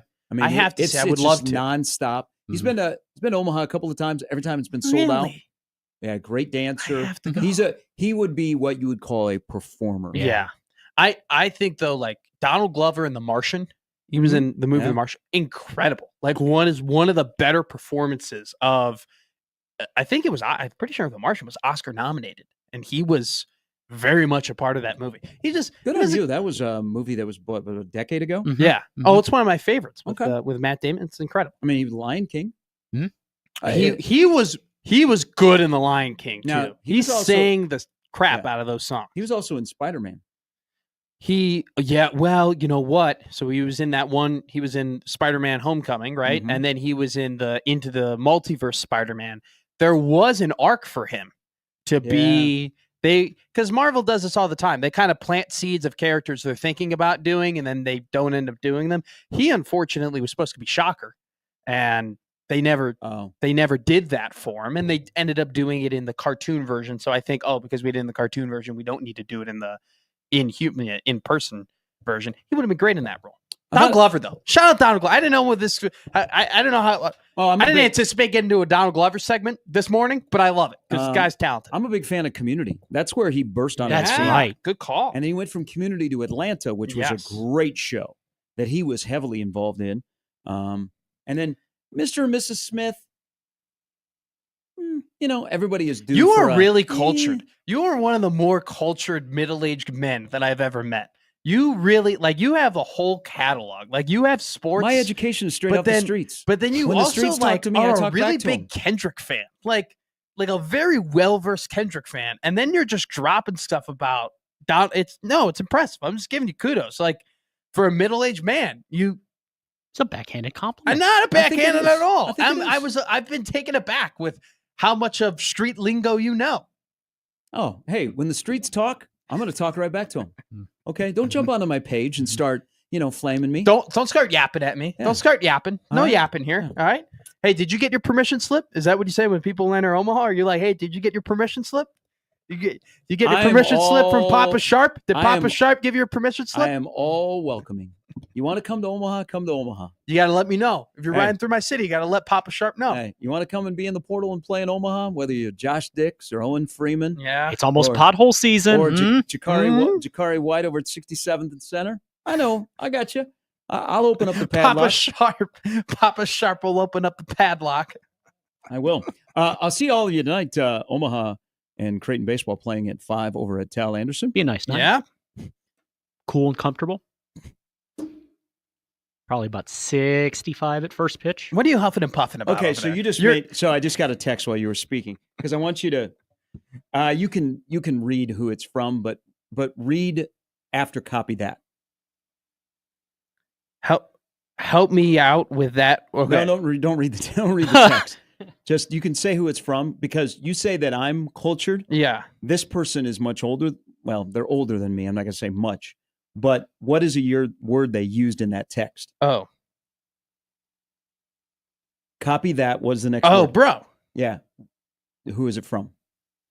Ha! That's a good one. That's a good one. I thought you meant read the text. Oh, John Cook. John Cook and I are doing an event tomorrow night, Christ the King Sports Banquet, and so I'm filling him in on a couple of things. He always says, "Bro." Copy that, bro. Got that, bro. So, I mean, when you get a little bit older, maybe you get a little bit more. He would be the prime example of a guy that got more in tune as he got a little bit older. Do you It think can happen? Do you think you have to give your permission slip to Papa John before you come to Lincoln? Anybody comes in, did you let Papa John know you were coming through? I thought Lincoln he was canceled. Hey, what before if John, you became what if- stepping? What if John Cook just became all gangster? Walks out Like in a he Raiders jersey. Like he's just dropping lingo that Like- you're like, oh my god. He shows up, sideways hat. He's got a leather jacket. It's bedazzled in the back, leather pants. Yeah, that might be stretching a What little if bit. he? What if he like? Be on all After the smoke. retirement, he went through a crisis and went from Cowboy John to like Motor John. Like he became a motorcycle guy. He's like, I run with the electric horses now. Is that John Cook or He's John like, he's like, Seager? John, where you been? Well, I went through a cross country motorcycle trip from Montana all the way to Mexico. Sounds like Snake Plissken. Like he'll People go do through- that. He'll go through a late 60s midlife crisis. I look forward to that. So I That'd look be forward to seeing people Can you tomorrow imagine if he night showed up over with at a the Christ the tattoo? King banquet. Can you imagine if John Cook showed up with like a neck tattoo? Yeah, that might be a little bit much. Just like a big volleyball net. Just- What if your favorite coach had a neck tattoo? My favorite wrestler they- has a are they- neck tattoo. But coach, like Jimmy would Johnson didn't have What one. if a coach had a neck tattoo? Would they be unhireable in college athletics? See, so they would have to get the neck tattoo after they got hired, and then it would have to go really well. Like you can't flame out. So if Andy of Reid that. gets one, Like you would have to go if you were to get a neck tattoo. I feel like you would have to go on like a Danny Hurley type run, and we still can't stand that guy. So I don't know. But if Dan Hurley got a neck tattoo in a very ironic way, wouldn't Dan Hurley become more likable? Like wouldn't? No. Think about it. Think about it. No, Everybody hates the guy, right? And it's like, I feel like in this day and age, the way to get less hated is to lean in to being hated on, right? To actually be the bad guy because people actually like bad guys. If Danny Hurley showed up to stores and he had a neck tattoo, and it just had both championships on his neck, like a back-to-back neck tattoo. I think Wouldn't people be like, that's badass? I think we're further down the road. We'd be like, that guy's an idiot. Okay. But then what if he He's- wins a third? How can you call him an idiot when he's won 2 national titles? I don't call him an idiot. I love him. I think he's a bad loser, but he wins. He's And I loved loser. I loved yesterday how Connecticut found out that when you are not around your own media, you can't bully other media. You can't bully a guy from Charlotte who is in the place that he is supposed to be. Yeah. And all that stuff that went down yesterday. You know what? You can bully your UConn media. You can do whatever you want. We haven't had really a bullying incident from an athletic department towards a media member around here in a long time. We had one at this radio station from Nebraska. I've gotten talking to pretty strictly and sternly in a manner in which I haven't appreciated, but yeah, No, it's you're prob- sloppy. I am sloppy. You're I was sloppy. Probably not doing things I needed to do, But not to the- bully, not to the extent where I No. felt threatened or anything like that. No, not at No. all. I'm going to be honest with you. The communication staff at Nebraska is very, very nice and very, very cordial. And when you break rules, which I technically did, you're going to get a talking to. But at the same time, it doesn't surprise me at all with the people over there that there hasn't been anything like that because they are very good people. I don't think Keith is going to, you know, put No, his foot down. absolutely. I don't think Zach or Jordan over at Omaha. Can you imagine Rob Anderson? Like if this was like Mac was coming off the floor and Mac just started riffing about, you know, the effing refs. And somebody from caught the video. No, somebody from like Lexington filmed it and they put up. I think Rob is going to bully that reporter, but UConn found Grab him out by the collar. UConn found out that you can't bully somebody else's media, and it only flamed it where this is going. That guy is going to feel emboldened now, where he is going to. I can do whatever I want. Well, but it hasn't happened. We haven't had like a true bullying incident since the Thunder Collins interview on this radio station when Chris Anderson, who no longer works at Nebraska but was a longtime sports information, like she went. I wasn't working here, but she went hard in the paint about them having Thunder Collins on. Like she was like these guys here, like they were like threatening. So we haven't had like an incident like that. But yesterday I loved it. That guy from Charlotte was supposed to be, he was right there. And you're not allowed Hurley- to be in the bowl because you're not allowed to film that Yeah. stuff. That stuff is for NCAA Yeah, tournament. there's a lot of when players are coming off the Yes. floor, you always see that kind of video. That's when you get your shot. That's some of the opening shots you get on like a news channel, right? Of them walking out with their heads down low, or if they're celebrating out of the tunnel, that's a great first shot. Hey, you hit it on the tees. Ignore, you know what? If you ignore it, you don't give any fuel to it. But flaming it by threatening a guy, and now people know who this sports information person is outside of the Big East and UConn. They're like, whenever they see this guy now, they're going to be, oh, there's the guy. But one thing he did yesterday with his response The to that double reporter, down was idiotic. hey, under Hurley, he will have a job for life because he jumped on the sword and he is a protector of Hurley. Hurley will take care of that guy, and I imagine nothing will happen to him at UConn. He's been there for a long time. But this is what happens. They can't bully their own media. And somebody else's media, I think this is not over. Do you think this will spark some people who cover the UConn team who might have felt like they've been treated poorly to then kind of go on a gallivant now of releasing things or telling their experiences or anything like that? I think they will still, because they got to have a relationship. I know. I mean, It's curious to think about, though. If you don't like him, if you don't like this guy and you've been treated poorly by him in the past, you might find this as blood in the water opportunity to be like, hey, I'm going to release this. But is he going anywhere? Is Hurley going anywhere? Oh, no. No, so you're not going to. No. Because you have to keep your relationship. Oh, with Dan, yeah. And the other thing, I think Hurley makes reporters uncomfortable because he's not afraid to call you out. No, I say so. I think myself in general, like I've never been called out, but like I imagine it would be quite awkward for the first time if you were asking a question and a reporter goes, or the coach goes, didn't you say this about us? Or didn't you say that we weren't going to win another game? Hey, how funny would that be if like Fred Hoiberg, after being doubted, like next year, like, didn't you say that I should have been, didn't you say I should be on the hot seat? Didn't you say this? But didn't you write that? But Wouldn't if he it be did funny? something like that, though, it would be like a little bit tongue in cheek, but I kept a receipt. Oh, yeah. I don't think he would be. I don't. I don't think it'll ever happen, but I think it would be hysterical. I don't think ever I will see Hoiberg act like Hurley, and I would be shocked. No. If you want to talk about a neck tattoo, Hoiberg acting like Hurley would shock everyone. Who's the coach you least expect to get a neck tattoo in college basketball? What are there? 363 programs. Larinaga retired. Can you imagine? Can you imagine if Dana Altman walked in? That's a good one. Walked into a home game, had a neck tattoo, big old Nike swoosh, right there on the neck. Yeah. How about Greg Gard? I'm going to say he would leave that to How about one of his Fran? assistants. Maybe leave that to Tony Stubblefield at Oregon. Hey, Tony, take one for take one for Phil. Take one for. It's just the duck Tony, on the be neck. the knight in shining armor and put this Nike tattoo on your neck for me. All right, when we come back, need to get AJ Dibanska. We'll talk some portaling with college basketball. I got an idea, and it was a good day yesterday for Nebraska basketball. They started preparation to go to Las Vegas.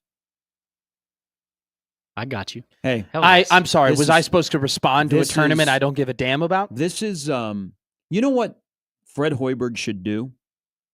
He should say that anybody that is going to be out in Vegas next week, if you want to come to the Nebraska game, I'll buy your ticket. Yeah. Or if Fred goes, I'll sponsor you at a blackjack table. I'll be there. Well, you're gonna get a whole different demographic, but man, they're gonna be a great It'll fan be base to rowdy. have. Hell It'll be yes. rowdy. Everybody gets 150 at the blackjack table if you come They'll to be the game. like GBF and R, man. Back after this.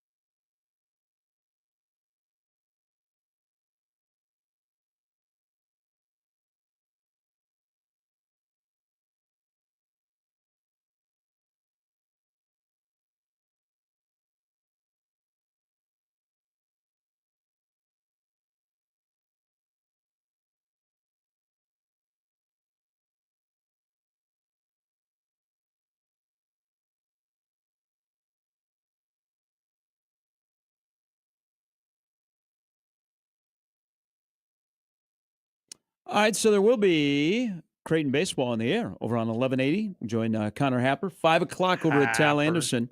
The weather's going to be really, really nice. So love to see everybody over there. Omaha needs to win. What's the weather forecast for the week? Are we looking nice for the whole week? Or are we going to Do you remember our first or second segment when you were talking about weather and stuff like that? Yeah. So there's a chance of something on Sunday. Oh, that's it, though. Yeah. I'm not talking about rain. I heard that. What? Yeah. No way.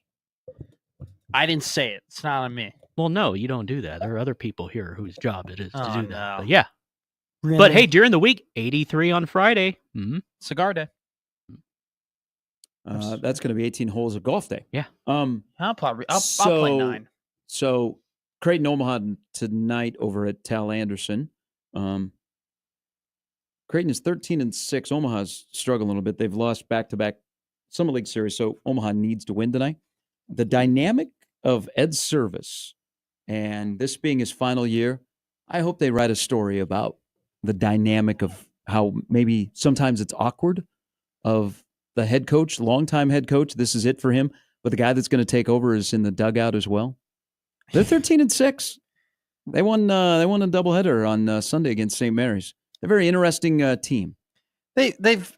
I just feel like there hasn't been enough pop about it. That there just hasn't been enough like, holy crap, this is his last year. He's been here for a very long time. They've actually had a really good start to the year. Like I just don't feel like there's been enough of like, hey, look at them go. Look at like they look good in his last year. And I know they haven't really played anybody. No, I know there hasn't been any like ranked win or big win or massive upset or like maybe any reason for you to think like, holy crap, Creighton could go to Omaha or anything like that. But I just think like, wouldn't that be awkward? yeah. Oh, I'm Good sure. on the budget. Hey, I it'd be guess. great for Ed. Yeah. I mean, he it'd be a deserves- hell of a way to go. Deserves For to go out like that, but yeah, that'd be uncomfortable. Yeah. I just feel like there hasn't And been that enough. would be your oomph. Cinderella. There you go, There Matt. you go. Yeah, everyone can shut the heck up about a Right Cinderella. here in your own backyard. I know. I just feel like there hasn't been enough pop, but like, they're 13-6. They're playing really good baseball. Why don't you think there hasn't been enough pop? Because I just haven't seen a lot of it on like social media. I haven't seen as many. Like I follow all these, all the Omaha sites and all the like the things that we're writing about and the people who Nebraska are tweeting baseball about. is really the only baseball program in the Yes. state that gets covered But I on feel a daily like basis. when you have a program that's had a coach who has had, who's been coaching for a very long time at Ed Service, like there might be a little bit more like coverage and a little bit more talk about the fact that like, hey, he's going. Ask John Walker tomorrow when he joins Yeah, us why maybe. he's not out there covering it. But it seems like a pretty big deal that isn't getting as, like I said, just as much pop as you might think. But hey, they're playing really good baseball. I mean, they've 13-6, man. Play a big game tonight. Tal Anderson. The story that should be getting a lot more run because it is the number one portal pickup, and you can stop, in my opinion, the discussion is that Rink Mast officially is coming back next year. So it had been, he had surgery. They have stretched out his recovery time to make sure he's 100% healthy when he hits the floor. So he wasn't going to do Nebraska wrong, but you just had to check in and go, hey, Rink, you are coming back, right? Isn't that crazy that you had to make that statement and you had to Well, have the social media post? Like, I know it's not crazy in this era, but Not like going to play anywhere else, but going to play for money back home. That would have been the most likely scenario because it almost happened last year until you find out that he is going to have surgery. But for me, it's the number one thing that Fred Hoiberg has accomplished in the offseason, because he's going to be 100%. Think about how much of an impact he had last year when he was hurting. I mean, he was an old man out there, and he is 100% healthy. They have stretched out his recovery time just to make sure that everything works and nothing creaks, because he's, will he be 24? I mean, Rick's an old Dutchman. Yeah. And I don't know, Dutchmen age quicker than Rick others. Smith's never aged. I'm going to be honest with you. He shaved He his head, plays shouldn't like have an done old European too. But The two he dribble played- back down baby Hey, hook. It's But he played like that when he wasn't 100%. yeah. So if you can get him back to the level he was 2 years ago, and because he's not creaking and he's able to do Just not things cracking. differently, Yeah. that he should be the guy. That's why I think it's the most important thing, because look it. We went the entire season and two guys got mentioned almost daily. Man, I wish I had Tominaga. I wish I had Mast. Yeah. But in this offense, where you have a point forward that can pass like that and shoot like that, and you can play a 5-out, and you actually can play Fred Hoiberg's offense, where you know that coming into the season, and then you know, okay, he's back for sure. They've probably seen him work out a little bit, so they know what his health status is. Now, your way you approach the portal, you can build with what's coming back and then add pieces to build around Mast, so you do have that 5-out offense because your point forward is back. I think it is, bar none, their win of the offseason, and now they just need to figure out the other pieces. But that was great news for Nebraska basketball, which they're going to be off 22 days before they play in the Crown. They haven't had a lot of sprinkling of good news, but that was the best news of the offseason yesterday. And this is Bryce Williams was all Big Ten first team, man. Incredible player, right? No doubt about it. I do think Rink is more of the type of player that Fred would want to build his offense around. Mm-hmm. I just think that... And you were lucky enough 2 years ago to get both of those guys together. Exactly, which is the reason why you made the tournament. So to get him back and be able to have him as the building piece, the building block, I just think he's an easier building block as opposed to what Bryce is, because Bryce can be effective, and to be as effective as he can be, has to have the ball a lot. With Rink, I don't think Rink has to have the ball all the time to prove his effectiveness on the court, just because of what he brings from pulling players out of the paint. Fred Hoiberg, right? You mentioned, we talked about, like the media and fans talked about a ton. Oh my God, Tominaga mask, whatever. But after that Michigan game, Fred Hoiberg himself said, "Man, we would love to have Rink today. We would have loved to have him on the court. We would have loved for him to pull out Vlad Golden and not have him in the paint. So when we went to the paint, we weren't massacred." That's an interesting comp. It's just one of those things where he can be the building block. He can be the centerpiece. And I think Fred can take a 1,000-mile view of his program and say, all right, we can take this portal and we can plug him here next to Rink. We can take this portal guy. We can plug him here. There are a lot of avenues to plug guys around Rink, where I don't think that was the case with Bryce. So to hang on to him is a really, really big deal. But the next step has to be, you got to get a guard. You got to get a floor general. You got to get a guy who can run things with Rink, who you can have that Rink mask and whoever pick and roll, who can. I want to type the point guard, Gary, where he's going to run the offense and he's going to make sure everything is okay. But while he's running the offense, he can see a spot on the floor and say, "Oh, that's going to be open in 3 seconds. Let me get to that spot because I know I can make that shot." I want that type of point guard whose mind is, all right, I want to create for people, but man, if I find my own, I'm going to pick and choose my spots. That's the point guard I need, and that's the point guard they need to get. And I think it would fit perfectly with Rink masks. You also have to keep in mind, all of a sudden, this discussion about money in the portal in Nebraska. Nebraska is Nebraska. Don't the best players still go to the best programs? There's this thing called program prestige. Yeah. Well, you need to build it, though. Well, you need to win. Exactly. You need to win. But we can't all of a sudden overnight go, well, Nebraska's not getting any players. Nebraska's probably getting the players that are playing at Nebraska where Nebraska is right now. Ray writes in, you think differently? No, I don't think differently. Yeah, I think there's a key phrase called program prestige. That reality hits you in the face that, okay, why aren't we getting aren't we getting the big guys? This is what you get. Even to offer them a big suitcase of cash, why aren't they saying yes? Well, I mean, they got championship trophies, they got banners in the building that are not an apple orchard. Sometimes reality hits you and you have to step back and go, okay, now how do we change that? This is why it was so imperative to make the tournament this year. Exactly. Because you needed to put another head up on put a pelt on a wall again for a second year in a row. You needed to prove to people, hey, we can do this consistently. Not making the tournament this year wasn't like, oh my God, I can't believe they couldn't do it back to back. It wasn't, oh my God, how can he only do it 1 in 6 years? It was more so, man, you had the lineup, you had the roadway to pave some like legitimate tradition, to pave some like prestige, and they just failed miserably in a way that teams just don't regularly fail.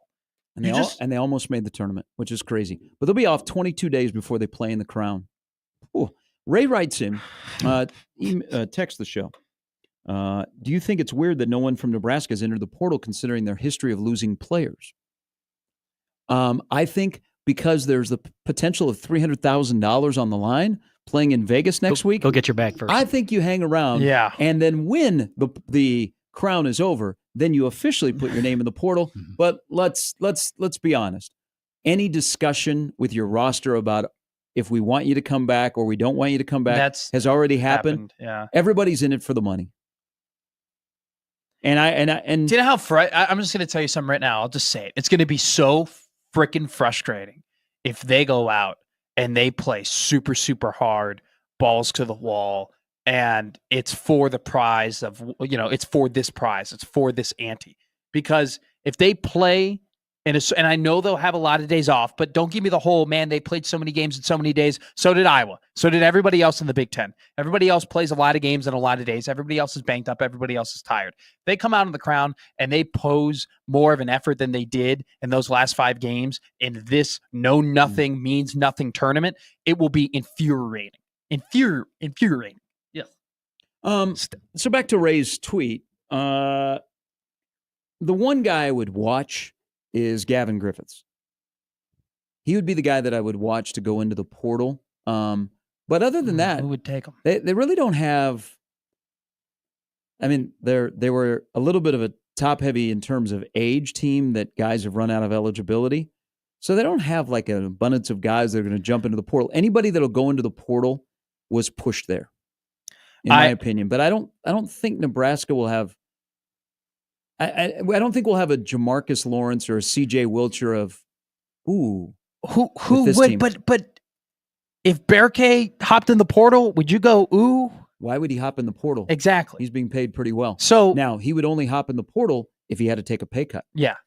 If a Sejan, I think maybe if I want a Sejan around. I do think a Sejan. They want him around. I know. He's currently recruiting a guard and so that could come join him out of the portal. I think it's good he'll be around. I think he's a good, like, to what they're building. I think it's, I think it's good for what they're building. Like, him around Rink is really good. If they get a point guard, that'll be really good. Other than that, I don't really like Rink and a Sejan, and then I'm kind of good. I don't really care who else goes at this point, if I'm being just frank and honest with you. I think those are the only 2 guys who I think, with the Fred Hoiberg offense and what we've seen him have success with, have a ton of value. Outside of that, now Jankowski and Frager, it'd be nice to keep the high school guys around. Hopefully they can develop into something, and the foundation. So if you don't, you don't get to see them play. That's a complete waste. Exactly. So I would like, hopefully we get to see those guys and see what product they are. But other than that, those 2 guys, Asij and Mask, good.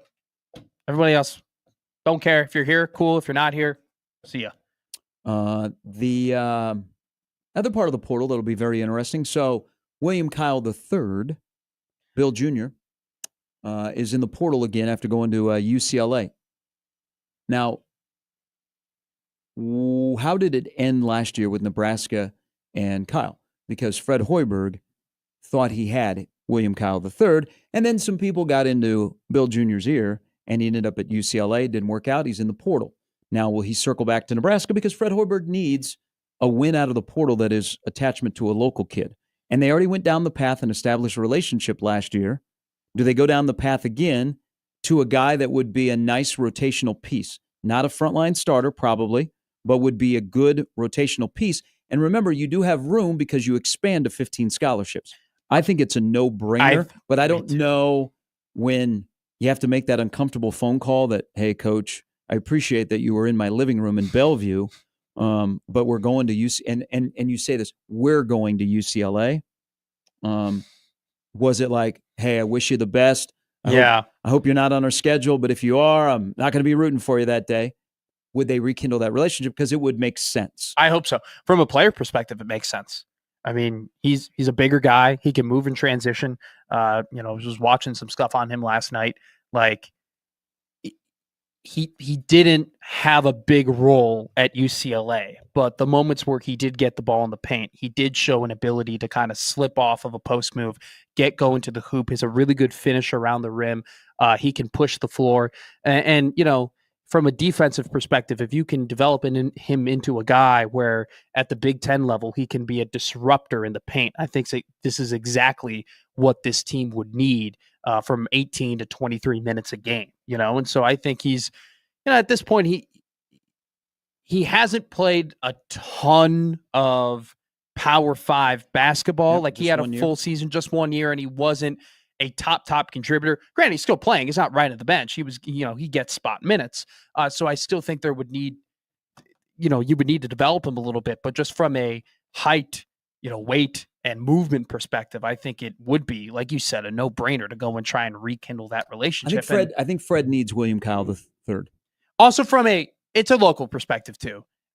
He hears it. He's got to hear the whole, oh my God, how could you not get Chucky Hepburn? How could you not get Frankie Fiddler? How could you not get John Tandre? How could you not get all these? I know there are reasons. But there's a part of that is they were further down the path. those guys were pipe dreams. Yeah, They were never going to happen. sure. They were further down the path last year when he was looking to leave South Dakota State. So I don't know how they left it, but if they left it in a good spot, I think it's a no-brainer to bring him back. And as I see on verbal commits, Creighton, Nebraska after a Charlotte guard. I just love this. Like this, the flurry of the 700 plus players that are in the portal and their It's got to be agents. more than that, right? Now, I mean, that was 700 plus yesterday. It's probably up to like 800-900. You'd think at So this they're point. agents who, anytime you see a do not contact, it doesn't mean they already have their place in mind. Now, sometimes it does. It's you need to reach out to their agents. So their agents can facilitate all the information in schools that are interested. Yeah. And then it's the agents that put out the lengthy list. Like this guy from Charlotte, who is a guard, Nick Graves, averaged 17 and a half. Bryce? Mhm. Could we have the 2.0? next, What? could we have the next Bryce?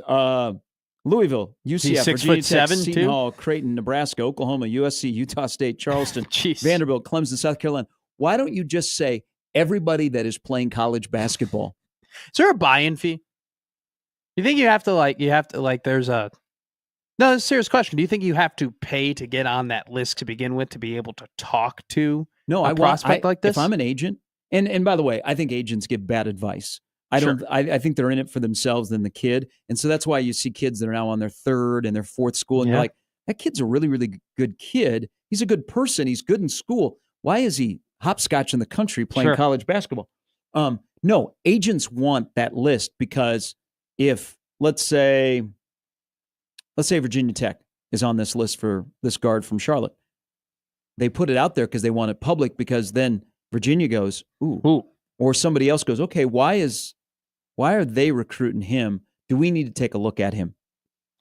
Well, yeah. I mean, teams definitely keep tabs on their rivals. Teams definitely keep tabs on social media, who's interested in who and what's doing things. I mean, things pop off the radar. But I don't know. If I was an agent, I don't know if it's legal, but I would be like, you want to talk to him? $10,000 up front. You want to talk to my guy? You want to talk to my guy? $15,000 right here. I mean, there are some teams who'd be like, all right, whatever. Like I'll pay if he's if he's one of the top 5 transfer portal prospects in the country. Wouldn't that be a pretty easy way to make like $200,000 if you had 20 teams and be like, hey, you want to talk to my guy? I think it would be $10,000 a pop. I think that would be a terrible idea because then you would be like, you know what? You don't give me any money up front. Let's get a big deal because I'm going to get a percentage of that, and probably that percentage of the NIL deal that you're giving to my prospect is going to be more than paying me $10,000 up front. Well, I was just talking about 10,000 to everybody as well. Just put it in the pot of things. It goes to the prospect as well. The $10,000 just doesn't go straight to the agent. The $10,000 would go. Yeah. You know what a coach is going to tell you? I don't care how go good after that kid is. yourself. Yes. Yeah. Hey, I'm just throwing it out there, man. It's the wild, wild west. Got to make money somehow. Just throwing hustling Brian tips out to my Christopherson coming agents. up at the top of the hour on 1620 The Zone.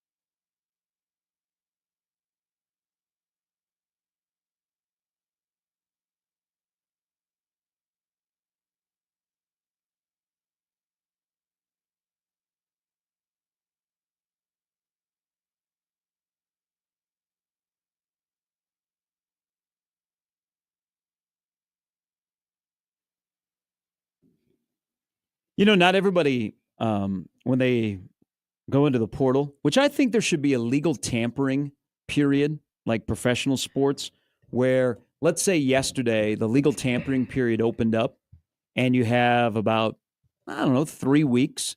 And then there is a certain day where college basketball free agency begins where you can commit to a school, but you have about 3 weeks so that you can vet players, get to know them a little bit better. It's not speed dating. It's like a couple of dates. Maybe you can have. It's like it's a swipe right, and then it's a nice message, and then it's you like, can even get them on campus. You go to drinks. You're not going to, Jericho's or anything like that. But yeah, like an actual in between of, hey, we're going to do our process here and figure out, do we actually want you? And not, are we just going to go ahead and go and get you? Because that's what this is kind of turned into. I'm assuming you would want that when the season is completely over, right? I mean, like having it right now is so stupid. Yeah, because most of these kids are not going to enroll until summer semester, and that doesn't begin until the end of May. Yeah. Or some of them won't be able to enroll until school starts. So have a legal tampering period, maybe a month, where you can set up visits. You have more interaction. You get to know them. It's vetting. And then let's say, because the portal is open now, it closes on the 22nd of April. Then like April 23rd, you could have, how great would that be for the sport? Oh, my God. All of a sudden, because we get so fired up about NBA free agency around the 4th of July. Have a TV special. Hits, yeah. And you have guys committing all over again. Let's just make it a show. Well, let's make it 2 shows. ESPN would just do the SEC transfer portal show. We're only going to talk about the guys that the SEC and the ACC get. And then the Big Ten Network, we'll bring on Andy Katz and, Hummel, and we'll have a great time, and we'll have our own Big Ten transfer portal show. There's enough content to do it, too. There's enough active teams. There's 18 teams. I mean, that's half of what you have in the NBA anyway, and everybody's making moves. The portal shows could replace the schedule shows. High school as well. Schedule shows are the stupidest thing. They're the greatest thing. I can't Don't ever stand let them. anybody else convince you differently. Schedule shows. Why do I give a damn? I already know who we're going to play. Stop. They're so stupid. Here is Don. Good morning, Don. Good morning, Gary. Good morning, Matt. Good morning, Don. Jimmy. Brother, what's up? Jimmy. Doing well. Hey, I have an idea around this portal stuff. Go ahead. Here's a thought. Take a ride on it. I think to protect the smaller schools from getting pilfered, there needs to be a buyout clause. Okay, so this has been proposed and laughed down, but I like where you're going. Continue. No, I mean, and also agents need to get out of this because they're slimy people. These kids need attorneys. They don't need agents. So this has become a contract sport. It will be. College has. It will be. It already is. Well, now there will be real contracts. Yeah, there has to be to protect all entities. Mm-hmm. People hate the word contract, but they don't understand that it protects everybody. So I think that there should be, like, if I'm going to come after J.J. White from Omaha should Very get specific. something in return. Yeah. You can't just come pilfer my roster and pay them $50,000 a year more because my NIL entity can't handle it. No, I get something in return, pour it back in NIL. So basically this would be a finder's fee. Hey, we went and found J.J. White. We developed him for 3 years, and you're going to take him. So to transfer him, you owe us Kinda, $10,000. This is what soccer does. I mean, this is exactly That's what true. soccer does. Soccer has lower teams. The transfer fee. Yeah. I mean, there are teams low and lower in like Portugal and in Spain and whatnot who had some of these superstars that Barcelona and Real Madrid and all these top soccer programs, they have to buy, they buy these guys and they end up being superstars, and it's how these other soccer programs keep afloat. I don't think that's a terrible idea for mid-major specifically. I do think, though, the problem you might run into there, Don, is that, these other bigger schools are going to say, well, we're not technically, pillaging the roster here. J.J. White just wants to enter the portal. J.J. White has a right to transfer. J.J. White may not think that Omaha, and this is just a hypothetical, guys. J.J. White, may not think that Omaha is the best place for him. We're just taking him so he can have a better opportunity. So that's the other way, I get it. Spun, Free market, it's important, but at the same time, you got to protect the entities and you got to protect the kids. I don't feel the kids are protected right now. I think they're dangling in the wind. They're being told a bunch of lies, and they show up to empty promises that don't work out, or they hit the portal itself and nothing works out. And so it's one giant empty promise because the grass isn't always greener. So I think there's got to be some sort of reciprocation to the other school. And then you kind of solidify the process a little bit. So it's not the literal March Madness we're dealing with right now. Yeah. Don, appreciate the phone call. Interesting points. Agents are, I don't want to paint a broad brush that they're all bad, because there are some that do have the best interest of the kid, and they might be a family friend. So they're just trying to help them navigate all the information that is out there. But there are a lot of players that are jumping schools, and I'm all for them getting paid, okay, because they'll never have a chance to get this some generational wealth. They're not going to the NBA. They're not going to play over in Europe. So why not see what the free market will give you? But in terms of your placement, I think agents have too much of a say with the majority of kids. And so you end up at a place that, yeah, you got paid, but you're there to play basketball, and it does not fit. You haven't looked into the offense. You haven't looked into the culture. It doesn't fit anything that you need. But the agent's like, hey, man, I got you paid, though. And then what happens? You're on to your third school in 3 years, or your fourth school. I mean, the thing that is a little bit uncomfortable is we used to, and with the freedom of movement, which is really bad for mid-majors, we don't even blink an eye now if a guy is on his third or fourth school. No. St. John's has a couple of guys that are on their third and fourth school, and I mentioned them on the broadcast. You don't even hesitate. In the past, you'd be like, oh my gosh, something is wrong here. And that's where we are. When Bryce Hopkins ends up in the tournament next year, you're not going to blink an eye and be like, oh, this is, he was at Kentucky, then he was at Providence. You're not going to bat an eye at that. You're going to be like, oh, this is a regular thing. The problem is that you have these agents who kind of take this NBA mentality of, all right, let's just negotiate money. Let's get as much money as possible. But the problem is that, and NBA is not one size fits all. Okay. But the game is played in a relatively similar manner from all 30, teams, right? There's different coaches and different systems and different players and different, there's differences, but the contrasts aren't massive. There are some massive contrasts between going and playing at this school and going and playing at this school. And unfortunately for athletes, they are forgetting completely about fit, forgetting completely about facility, forgetting about this coach and I, do we get along? Does he have my best interests? Is he the type of guy? Some guys want to be coached a certain way. Does he coach me that certain way? They're ignoring all of these things, and instead they're just going for the biggest money amount, and it's not good for them. Well, and that's spot on, because you have a lot of agents that are looking for the biggest brand instead of the biggest opportunity for their representative to have success playing basketball. And that, at the end of the day, is what they're to do. And so, use an example. UCLA compared to Nebraska. What's a bigger brand?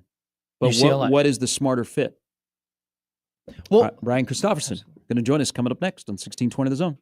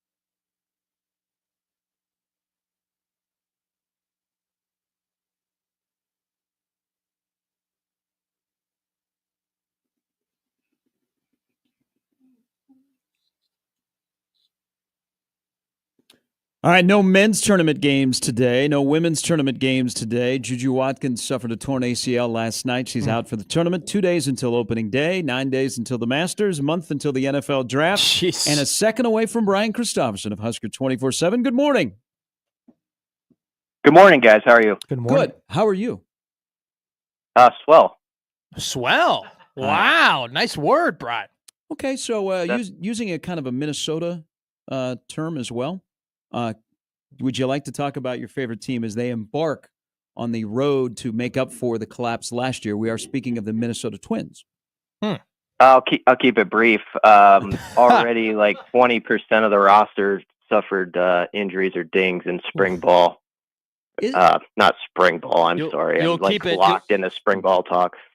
Spring training. But Hey. yeah, so that's on par for last year and how that season went. Isn't it uncanny? And the main guy, it's already started with Royce Lewis, that the Twins will have more injuries that impact them greater than any other team in Major League Baseball. Yeah, that'll happen. Buxton I love Byron, but he's had a career like Mr. Glass, the Samuel L. character from back in the day. He's an orchid. Yeah, and unfortunately, Royce, who's got all the potential in Yes. the world, is following that same path. So I just hope that we break that streak of just ugly injuries. But it sounds like this one's not as bad as last year. I know people are really hanging on every word of this Minnesota Twins talk, but I think they'll win like 83. That's my prediction. Okay. I think you can make a case for every team in that division outside of the White Sox that could win this year, from the Tigers to the Guardians to the Royals. Yeah, absolutely.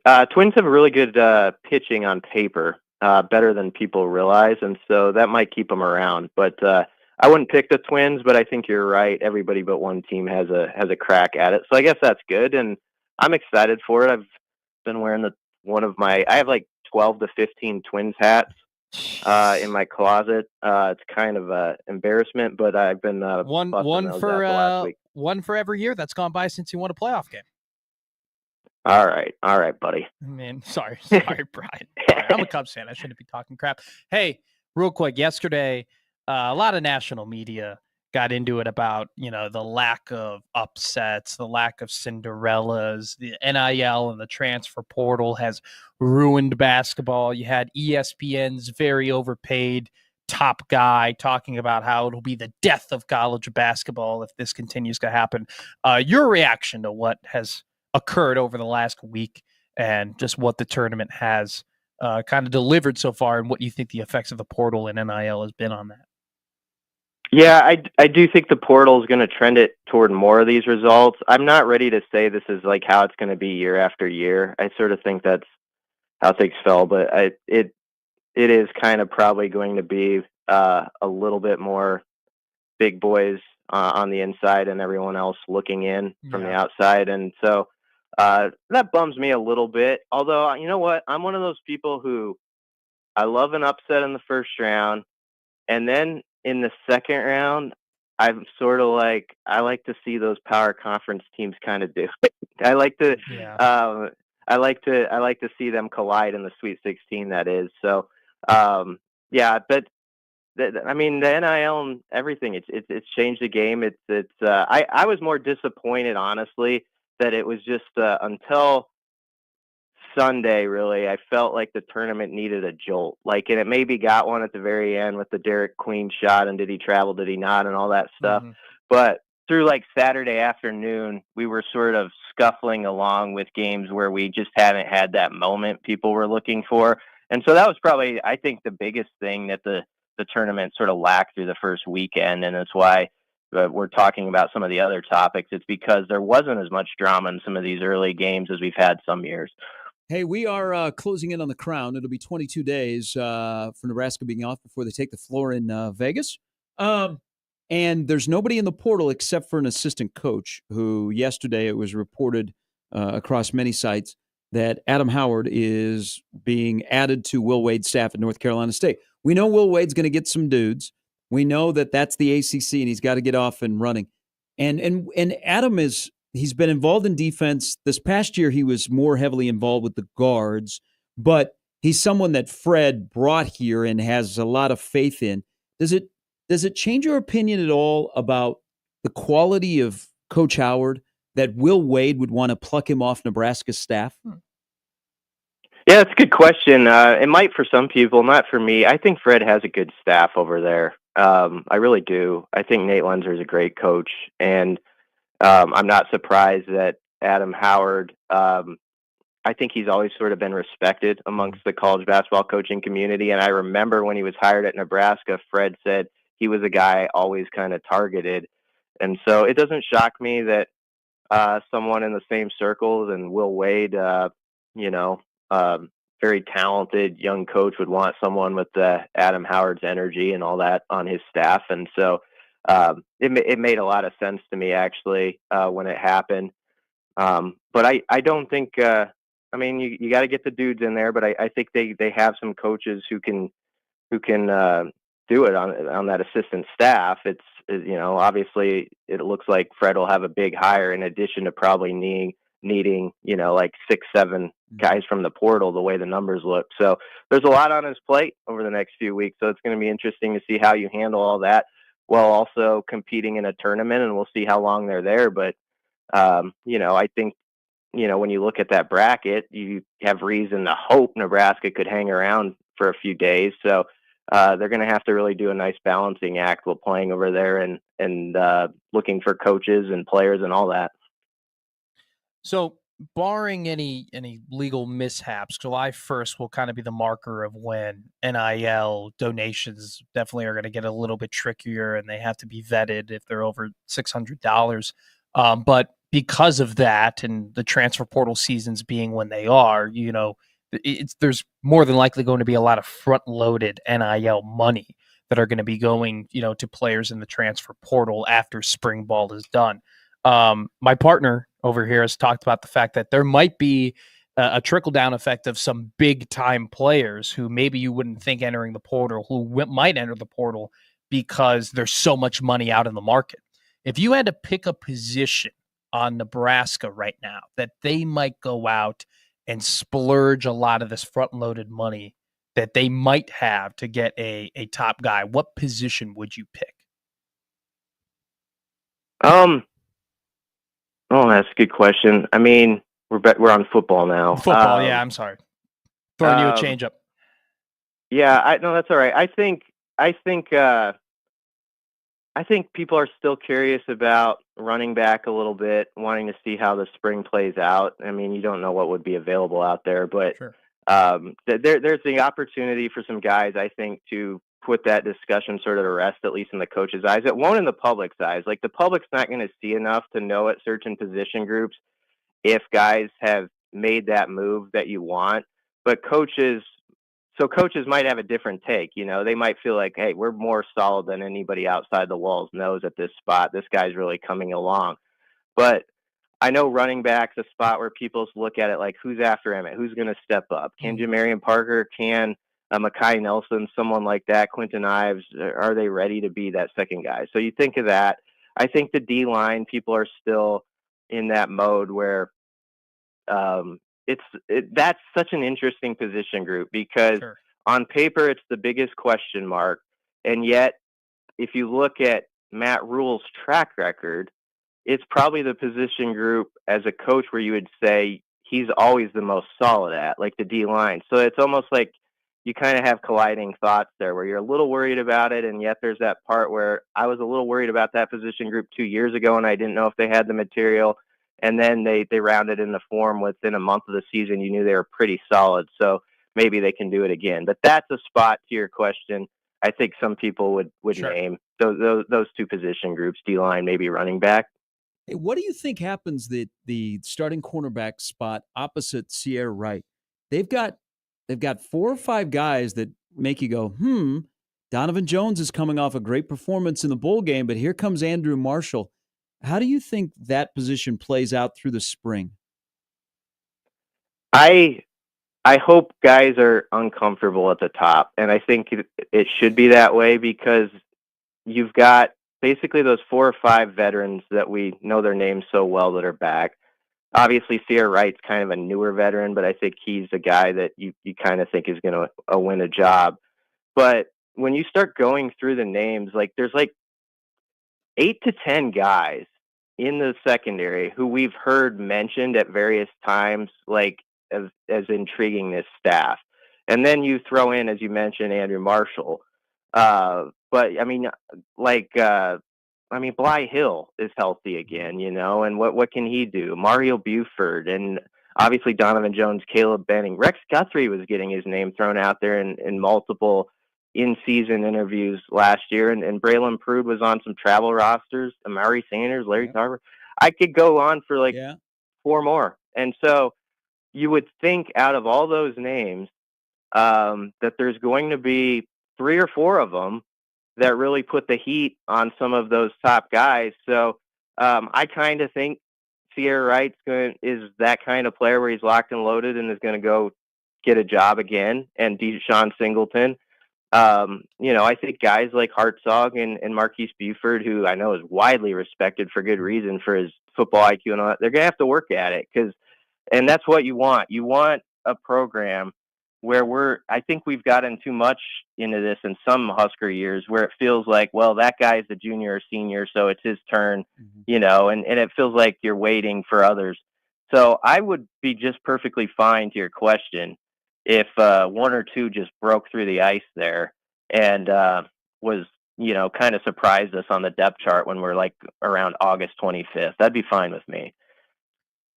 So I was kind of looking at the roster yesterday, and there's a lot of, especially on the defensive end, there's a ton of potential, right? You have a lot of guys who maybe have not, just haven't played a ton, but the flashes that we've seen from them have mattered, despite the fact that they've lost Nash Hutmaker and they've lost Ty Robinson and Tommy Hill is, gone as well.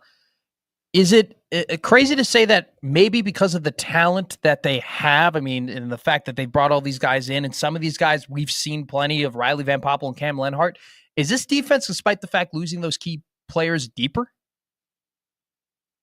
I don't know yet. I think, Rule has said this team has more talent on it. And so there's definitely that possibility. I'm not ready to say that yet because of the D-line questions we have. It's going to be a big spring. As much as we talk about like Keona Davis, Cam Lenhart, Van Poppel, you need really some guys who haven't had enough popular conversation, like a Dylan Harris, like a Mason Gould and Ashton River. You need like 1 or 2 of them to make a really nice move where by the end of the spring ball camp, it's like, oh, that guy's this guy, he's right there, and you feel like to drop off. And if they can get to that point, then I think your question is very well will be that. I like you work for doing that too. And so there's that possibility. The one thing about the D-line, hard to kind of get your arm around, but like I got doing a D-line, preview like WWL the other day. And we kind of get caught up in labels sometimes or doing those things, but you gotta consider like the sun on the Will Negati are going to contribute to that or prepare that in a very strong way. And sometimes we get the things like separated on paper, local and like, oh man, that's going to make people worried about it. You gotta get all that there. So I think that's the idea of how it can work out. You were talking about that deeper, but it's going to have to be, this is why I think it's so vital. And we're not going to know the answers by the end of it, but they do need to have like 4, 5, 6 guys that are sort of in that D-line jack combination, really make strides, I think, over these 15 practices where you feel like they can be that unit where the 5th or 6th guy isn't much different than the 2nd or 3rd guy, because that was sort of a strength of Tony White's defenses. You didn't always notice when they sub guys out, and I don't know that we always gave enough credit to that. Hey, you kind of alluded to this, but I highly recommend this for everybody that's on 24/7 as a subscriber or consumes your content, because this was a fascinating rundown of sacks by numbers. Now, I'm disappointed because I wish Nwaneri would have kept a single number, but this is Nebraska, and you can't have that until the fall. So he's going to wear number 96. in terms of getting to the quarterback, and they have options, but nobody is like slam dunk, hey, they've done it before. We know that they're going to sack the quarterback and the quarterback's going to go down hard. When you wrote this piece and you did all the numbers going back over numerous years, how much does it change? And maybe the wild card is, what will this defense look like in terms of trying to get to the quarterback with pressure or no pressure under John Butler? Yeah, I mean, I think there's always this emphasis, so it's kind of Captain Obvious talk by me, but they've been working really hard, I know, to have that 4-man rush where you can just play around then with basically your back seven in a lot of different ways and really confuse people. And we've heard multiple times them talk about being a better third down defense, and I think maybe more exotic sort of on third down with some of the stuff they do. But to do that, I think you're going to have to first win your share of downs with 4 guys and not having to sell out all the time. And so that's going to be a big key, is can a Dasan McCullough, can Winari, I don't know how close he is or how far he is. I want to be really careful with him because he's got all the talent in the world. He's going to be the guy that on whatever is it, Thursday, I guess, when maybe people take pictures, and he's going to be all over your site on Thursday because he's just going to be the most off the bus guy on the field. Mm-hmm.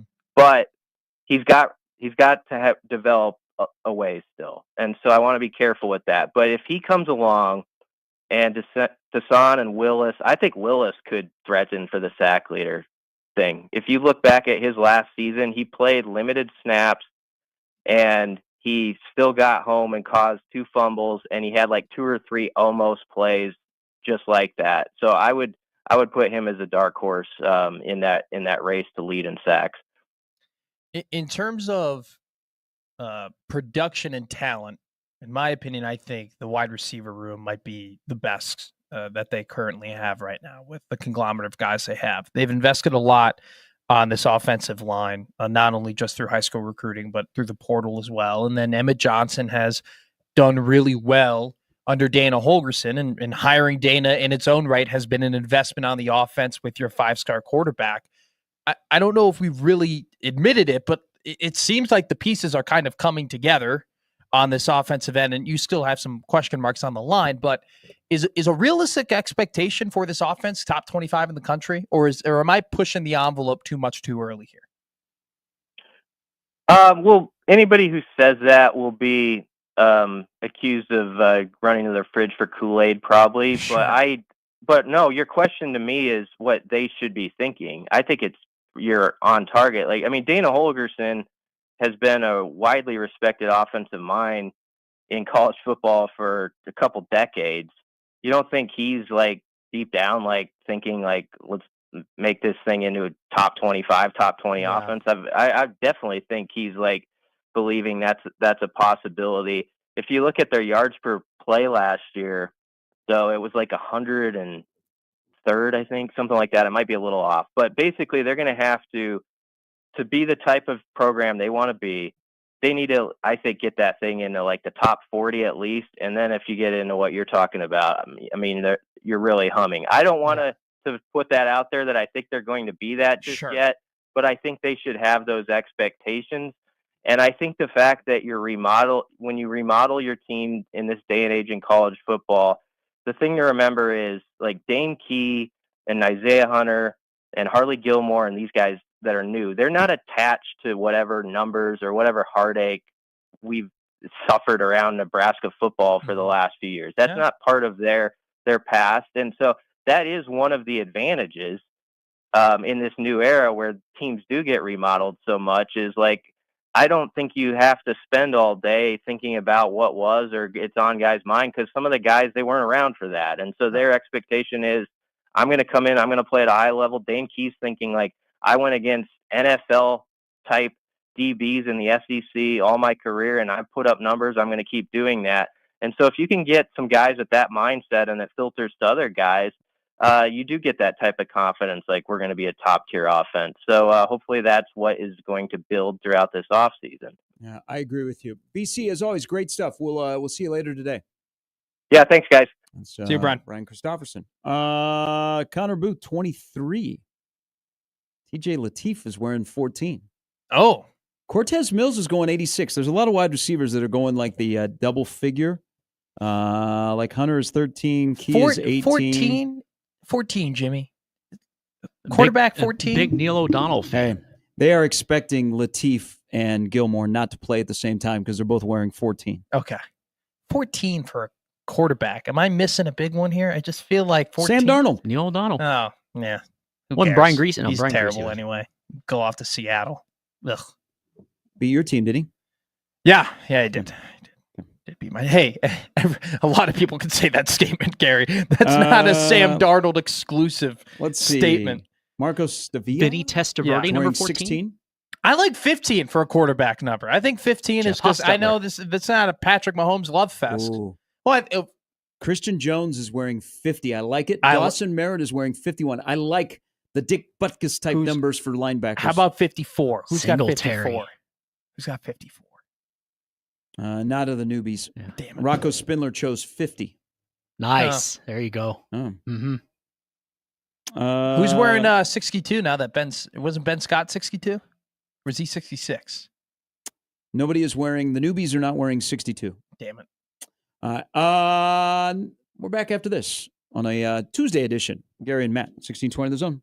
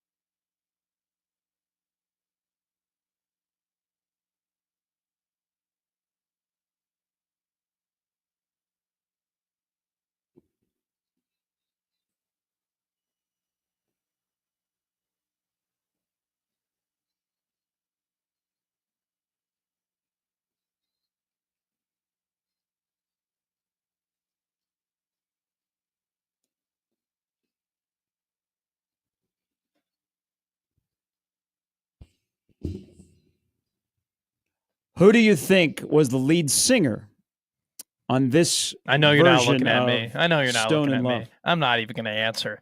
It's just going to set up for a really bad answer. It's going to be Cindy Lauper 2.0. It'll be, what was the other, the Donny Osborne? He's going or to say whatever. Gaylord Perry. I don't It's know. wrong Perry. I don't even know. See, I'm just going to Former shut. game show you know host what? Jim Perry. One of the better things that I've learned here while doing radio is if you don't know a whole lot about what's going on, maybe just shut your mouth. And I'm just going to. Former James Naismith recruit Perry Ellis. So you wouldn't know the difference if this was Steve Perry or the Vietnamese guy or the Filipino guy. Yeah. Excuse me. Yeah. So I did. Does a good job. I like Journey. Mhm. The only Super Bowl I've been to in person when it was in Tampa with the Cardinals and the Steelers. Bruce. Hell yes. They were playing in the stage outside of the stadium, Nice. and we were walking up, and you recognize some familiar songs, and I was like, "This is great, man! I've never seen Journey in person." So as we got closer to going into the Ray J, we stopped, and I'm like, Ray J is such a good nickname. and I was like, "That is not Steve Perry." Who is Maybe that I've had guy? too much to drink. But the guy sounds, what's his name? Steve Aoki? Yeah. I Isn't think that his so. name? No. Sounds, you weren't- you- I- sounds exactly. Not Nori alike. Aoki, Yeah. former Royal. I'm pretty sure Former that's everybody. Yeah. No, maybe not. My dad loves Journey. I saw Styx about 15 years ago after the Insight Bowl, but Dennis DeYoung Oh, was I no longer the lead singer. But Is that one of those things that you would like to be there for to see for yourself at Heinz Field Arnell. Arno. when they They play went from Steve to Arnell. when they play Renegade heading into the fourth quarter? Isn't that one of the best traditions in all of You sports? should go next door and say Hey, that you'll make a new friend. It is cool. And then also when you're there, because I highly recommend if you ever get a chance, go to a Stillers game. Yeah. When it was Heinz Field, so whenever the Stillers, according to Stillers. the locals, Water. would get into the red zone, the ketchup bottle atop the scoreboard that is on the the open end of the stadium, That's Now in a fire the dumpster cannon. somewhere. in the, it would tip, and then it would look like ketchup was coming out of the bottle because they were in the red zone. Oh, Nice. that's Pretty awesome! cool. I had no clue. It's like Bernie Brewer. That's incredible. That thing was mechanical. Mhm. I had no clue. I lived all my life, and I did not know that the Heinz ketchup bottle on top of Heinz Field was mechanical. That's awesome. It's pretty cool. It's Now it's in the Allegheny. It's just floating around, just a big old bottle of Heinz ketchup, like it's the Chicago River. Nobody gives a damn. I miss Pittsburgh. I enjoyed living there. I think I would like it Other a than lot. between November 1 and Easter, the sun doesn't come out. It's Yeah. like this day Yeah. every day Oh, it's in the kinda bright. Northeast, in, Really? the, I don't, in but Western I don't PA. mind this day. This day is I like fun. sun. Yeah, this is how Morgantown was every time I went there to do a game, except 1 year out of 7, 8, whatever it was. You're talking to a man who didn't experience sun for 9 months out of the year. But when we did experience sun, it was like the best summer ever. Yeah, every bleachers single year. at Wrigley. Well, you don't go at 1 o'clock. You get burned up. It's a bad situation. Sunscreen doesn't help up there. Go to the 213s. Get yourself nice and air conditioned. If you know, you know. Not all of us have your money, so 213 is not that bad. My air 213, condition's if the 214, wind's blowing off the 15, lake. 16, it's not that bad. You're up in the left field line. Just chilling up. They got fans over there. Don't be on the right field line. And you're back in the sun. uh, Have you been in the 1914 club? You should go. It's awesome. no, I've not. Wine and dine. We saw my mom. This is Wrigley? My mom and dad saw Rhino Yes. in the 1914 club. Took a big old picture with him. Bird took a Pretty big cool. old crap on my friend when we were sitting in down the first baseline when we went to a game against the Reds. My Oh, That's I dad. thought you were going to say when you went to the Big Ten baseball tournament of the College World Series a couple of years I ago. thought you were going to say the 1914. Yeah, when the Birds were out of control and they were just crapping on everybody that was sitting behind home plate. That is awesome. Well, not necessarily the person who was a friend of mine that their group got the little warm drop. Yeah, Isn't that good luck? You guys Did ever been crapped on by a bird? I have.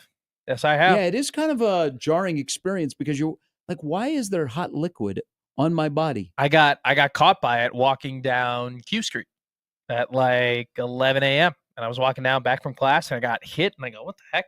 And then I put my hand on top of my head and I go, oh, and I felt it. It was Oh. disgusting. That left a stain for a while, by the way. No one really wants to talk about that. On the your head? stains. No, on my hoodie. Oh, My- I get that. I had my hoodie Yeah. up, because it was one of those, kind of like this. It was like a very gloomy, windy day. I don't know. But regardless of the fact, I didn't even know where we were. But Heinz Field, want to go Yeah, there. 1914 club. That Bird Pittsburgh's defecation. Pittsburgh's got a sneaky good Rolodex of like arenas and stadiums could go and watch games at, like PNC Park, Heinz Field, Pittsburgh. The Penguin Stadium looks great. PNC Park is absolutely gorgeous. Go to Walk over the Permante's. Clementi Bridge from downtown. Few icy lights. Paints Arena where the Pens play. Yeah, Pittsburgh's got some. Well, they did the smart thing. So, they're not really ever playing at the same time or on top of each other, but you can walk from PNC to, I'll always call it Heinz Field. Sure. It always will be. And you stop by. I think the Jerome Bettis restaurant is still there in between. But there's I just love a giant- good there's just city that's got athlete giant restaurants. parking lots. It'll never be Acrisure. That's the one problem too. It wasn't that they changed it from Heinz. Like, fields are made to be renamed. Just don't change it to something stupid and dumb and boring. Acrisure? Really? We went from Heinz to Acrisure? That sucks. Terry writes into the Equitable Bank inbox. He says, "Hi guys, hi Terry. Journey was my favorite band. All right. What was? Yeah, what happened? Journey is still out there. Yeah. Doesn't. And you got I played you got a bunch of tribute bands that are out there playing Journey songs. Saw them several times with Steve Perry as lead singer. Enjoyed them when Steve Aguirre was the lead. They're now under their fourth lead singer. Time to give it up. Sad your legends when your legends get old. Wait a minute. So They on a new one? Yeah, How many I- new lead singers is too many new lead singers? Some people are asking. Isn't Grateful Dead on their third one? Is John Mayer still going with the Grateful Well, Dead? many of them have died. Yeah. Many of the Grateful Dead are They dead. have, yeah. Gratefully dead, I guess, but yeah. John still does Dead and Company. I love it when you This start is- doing this is doing this is kind of taking a weird turn, but continue on. I love it whenever Gary does his he's doing his research on what people have told him, and then it turns into Jimmy and I just going back and forth about the stupidest crap. I mean, I wouldn't know if the Grateful Dead are dead, but it sounds like they're dead because John Mayer is with Dead and Company. But there's still a couple left. And Are they there they still- did some stuff how at the many Sphere. how many Grateful Dead are in the Grateful Dead? Ask Jacob. Jacob gets you all you want to know about it. He was, Bigelow? yeah. Okay. You don't. Oh, yeah. He was going to go to the Sphere. For the Grateful Dead? Hell Jacob yes. Bigelow's a yes, deadhead? Yes. He and I were Yeah. talking the day Bill Walton tragically passed. I did not know that he was So- a deadhead. You don't know him very well. Clearly. He saw him at Folsom, Yeah, the he field, went- not he- the He prison. went to Folsom Field a couple of years ago to see Yeah, him. last year. Was it last I think year? it was last year. Or maybe Wow. it was. I don't know. With Mayer in it? Yeah. Damn. Said it smelled lovely. Good for Won his well, cup of I mean, tea. He didn't do that. Well, what do you explain? What do you expect? I mean, if you go to that concert, it's going to smell a certain way. I think it's part of the territory. Right, funnel cake. I've never seen Grateful Dead. I would have loved to see him when Jerry Garcia was live. I think there are 3 members. Bobby Weir is still alive. I know that. Yeah. I think Mickey Hart is still alive. Bobby Weir's son used to be on WGN when I was a kid. As Bozo? No. Oh. Good one. Oh, he was Oh. Cookie. Yeah, That's but I right. remember he was Bozo. he was a sportscaster and then became like an anchor Mhm. and field Mhm. reporter. Mhm. Bill Kreutzmann, I think, is the other living member of the Grateful Dead. I wonder what the first band like this for my generation is going to be like when we start talking about whether or not they're still around. You know, like The Jonas Nickelback. Brothers? You know, Nickelback will be there. Jonas Brothers will be there.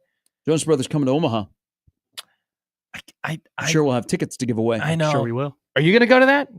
Not a chance. That in sounds hell. like a good time. I feel like you would have a great time at a Jonas Brothers concert. No. You're a Nick guy. What would I Your be doing? favorite Jonas is Nick. What am I going right? to take my daughter to a Jonas Brothers concert? Take- Oh, wait a minute. Don't have a daughter. Mine has 4 legs. She doesn't lie. Too loud for her. I don't have a girlfriend, so I don't think I'll You be. could probably get one there.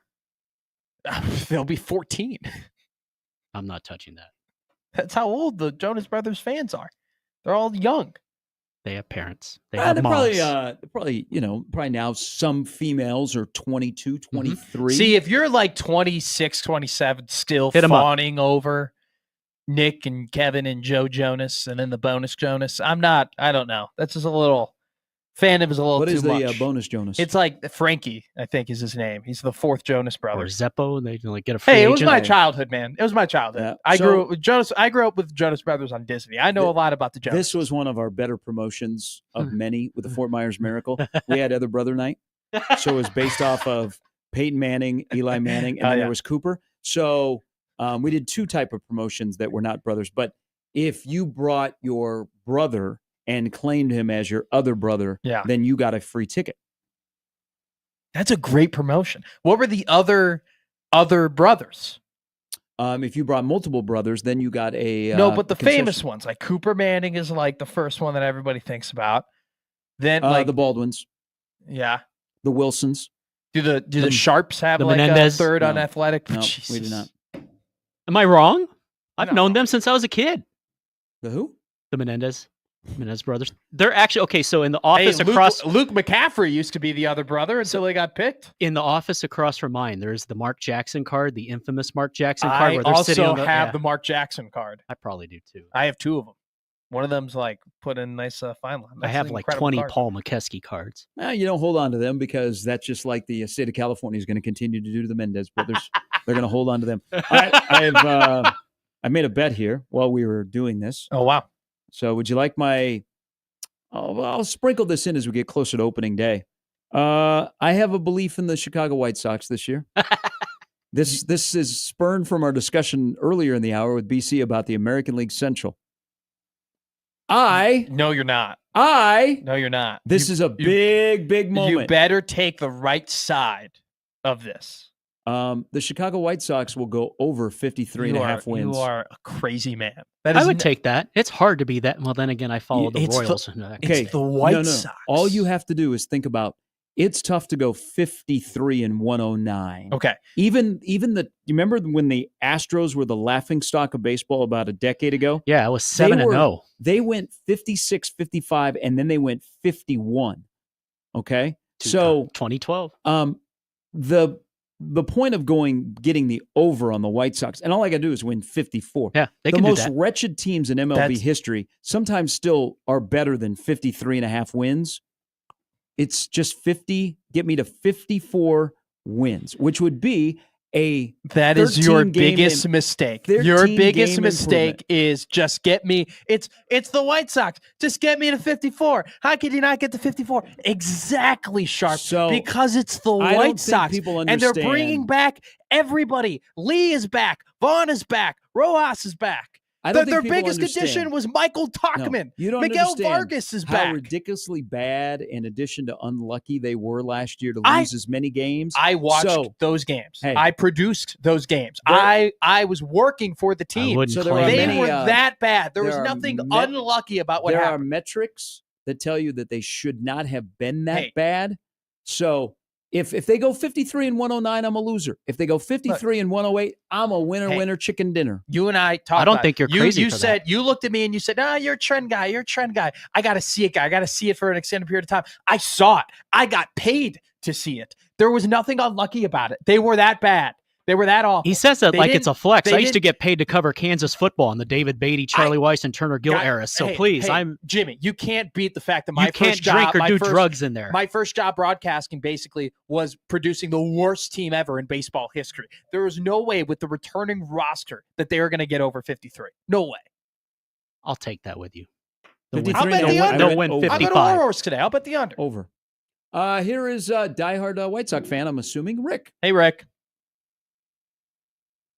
The White Sox don't even have faith in the White Sox. Thank you, Rick. At the Southside Chicago parade, when I saw Southpaw, they were literally handing out coupons. Yep. Buy one, get one free tickets before March 31st to any game Any game. in March, April, or May. They even, hey, What does that have to do with Hey, me going hey, over 54? hey, Rick, do you remember when you used to get those coupons and on the back it would say you can go to any game for $5 except the Cubs games because that's when they make their money? Indeed, I do. Unfortunately. This has been happening since 2015. You do not bet on a poverty franchise. No offense, Rick. I have a lot of friends that are White Sox fans. You don't do this, Gary. Rick, tell them. I mean, I have a lot of friends that are White Sox fans too. I laugh in their faces every single year saying, "You think you're going to really beat the Kansas City Royals and the Minnesota Twins? I You still think hold you're going to beat us every single series?" I'm not picking the White Sox to win the division. I could care less. I just want them to win 54 games. This is your math mind overtaking. I your bet you they baseball win mind. 21, Gary. That's a little Hey, ridiculous, Rick. Rick, what kind of house do you live in? A small one. Okay. Some bet- would call it a double wide trailer. I was going to make a bet with you. I was going to put up my Florida home for that, but I think I would lose on that. All right. You call back when they get to 54. Come back and give me my flowers. Yeah, call back in September, Rick. Call back in September. It still counts though if they get there. All they need to do is Yeah, win Give 54. us, hey, Rick, give us a call back in 6 months when they win 54 games. The Phillies will be on that mark by June. I don't care. I could care less about the Phillies. My bet is just get to 54 wins. That sounds horrible. By the way, they went on a winning streak at the end of the year to only get to 41. They 'Cause they were almost awful. rattled it off under Grady Sizemore because they didn't want to be the bumps. That's why, by the way, Pedro, before he got fired, was basically telling the team, hey, don't be those guys. Don't be those guys. Don't be that team. Don't be the team. Guess what happened, I Garrett? just need They them were not the to be team. the 62-63 Mets, okay, who lost back-to-back 110 games. You can do that last year. Just get me to 54. Give me to 54. You got to think that this White Sox bet, is one of the most. It has to be the most bet over under for how low the total is. Wouldn't you think? I mean, there are a lot of people who are interested in this number because it's so historically low. You have to think that there's never been like a lower over under win total. Hell, that's I been am, bet and my on luck more is than this. horrific. And this is I just need them polarizing. to win 54. Hey, you look your I don't stats and care. statistics. I'll look at what I saw last year, knowing that they're all coming back this year. It's gonna be bad. A year And wiser, a Lou year Bob better. will get. Hey, the over under at the point that Luis Robert will get hurt right now is about like May 18th. So we'll see what happens. And they can't lose 121 again. That's hard to do. Just lose 108. Oh, they can. That's all I care. Oh, they can. Just lose 108. They can lose 120. I have some faith in 120. Will Venable. No. Not Brent Venables. Said no one but ever. Will Venable. No. I'm not going to have any faith in anything that I mean, franchise does until they Miguel have a new Vargas may find himself. owner. Oh, where? Wandering in the woods? I mean, Hey. that's where he was when he got traded. Hey. I Ron remember- Karkovice may come out of Montgomery, retirement. Teal, Hagen Smith. I produced the first series that he played in, the first 3 games. And at the end of the 3rd game, we go, oh, there's a reason he wasn't playing in LA. There's a reason he wasn't getting a lot of at-bats. This guy's awful. He was awful. This guy hits a ton. How come no one picked up on him? By the way, I like the Royals over 83.5 as well. And Bobby Witt Jr. to win the American League MVP. Oh, yeah. They're going to have a good year. I love that bet. I love that bet from you. That's one I'll get on. That's one I'll make with you. Watch, it'll be Bobby reversed. Witt to win MVP. All right, we'll come back. We'll put a wrap on the show. We got the crossover, maybe Happer, 2 days from opening day, where the Royals and the Guardians play down at the K. We'll be wearing his Bobby Witt Ooh. Jr. He and Shafe should go to that together. They should. Mm. Sold out. Wow. I know a couple people. Weather's still. going to be great for opening day at the K. All right, we're back more after this.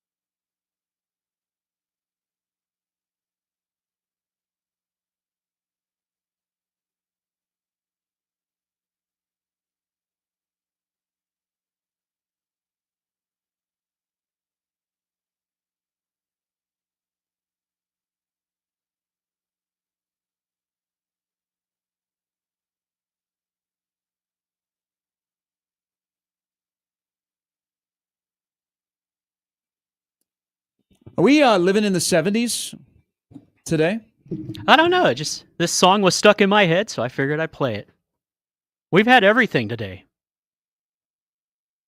Yeah, Yeah, everything of everything. Hey, Everything. I'm looking at MLB over under win totals now because you've started looking, and now I'm going to start looking because that's just what I do. I'm a degenerate.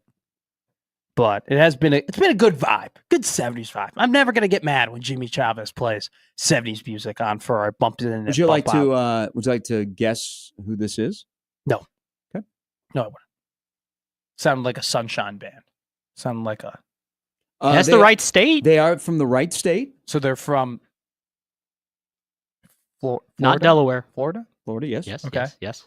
That's right. It's Pitbull. They're from Gainesville. Is it Richard Petty? I don't know, guys. Stop it. This is why we don't. Oh, do I this. love this job. This is why we don't do this. This is why we don't do this. This is why we don't play this game. Richard which is Petty and the exactly why- Carbreakers. Oh, which I love is them. exactly why I said I'm not going to answer this question. All right, because it's just set up for failure. It's just set up. Poll question. Is that the best God, one of all of no, them? That's pretty darn good. No, you cannot. You will never ever be able to top Donnie and Marie Osmond for Ozzy Oh, Osbourne. that's right. I needed a damn depends So on that to day. be fair, you had half the name right. Yes. Do you know who Richard Petty is? Yeah, I've heard It's Richard this Petty dude's songs. cousin. You've Okay. heard- no, I've heard Richard Petty songs. Yeah. Or is Richard Petty the guys? Let's not do this. Let's Hold not on do here. this. Let's not do this. Let's not do this. Let's not do this, guys. Guys, It's being done. Stop. It's happening. You're in Stop. it. Welcome. I'm gonna Google something real quick. Am I thinking of Tom Petty? Because Richard Petty's the driver. Yeah, Richard Petty's the driver and Tom Petty's the singer. Now, Richard Petty is a singer, Yes. but most people would know He's a him NASCAR as driver. a legend, Yes. maybe the greatest of all time. Yes, I'm aware. The I got coolest of Tom cool Petty and next to Richard Petty Dale. a little With Dale. mixed up, all right? I knew Richard They're Petty. both from the South. I get it. Was it something in the Sunshine Band? Was what we were playing beforehand? Gary and the Sunshine Band? Casey? Casey and the Sunshine Band? And they weren't from Kansas City. Oh, either. so was I there? It was Sunshine Band? Let me Google something. You're not even in the same time zone. See, you're at 6 o'clock and they're at 9 Guys, o'clock. this is a reason we don't play these games. I'm not going to win these games. It's just going to look bad for me. Now, to be fair, Casey and the Sunshine Band is from the state of Florida. They're from Hialeah. Okay. Okay. But I didn't know the that. person that was singing has never been part of Casey and the Sunshine Band. Henry Wayne Casey and Tom Petty have never swapped groups. Okay. It's not like Phil Collins and Philip Bailey teaming up. So you know who Tom Petty I know who Tom Petty is. Okay. Yes. I got him He mixed does up not- with NASCAR driver Richard for a hot minute. It's not Tom Petty and Casey and the Sunshine Band. Tom Petty and the Heartbreak. Okay. But I was right with Tom Petty. I was there. You were No. I was there. like you were standing outside of a sold out ballpark. You were there like I'm calling the Rose Bowl next year on radio.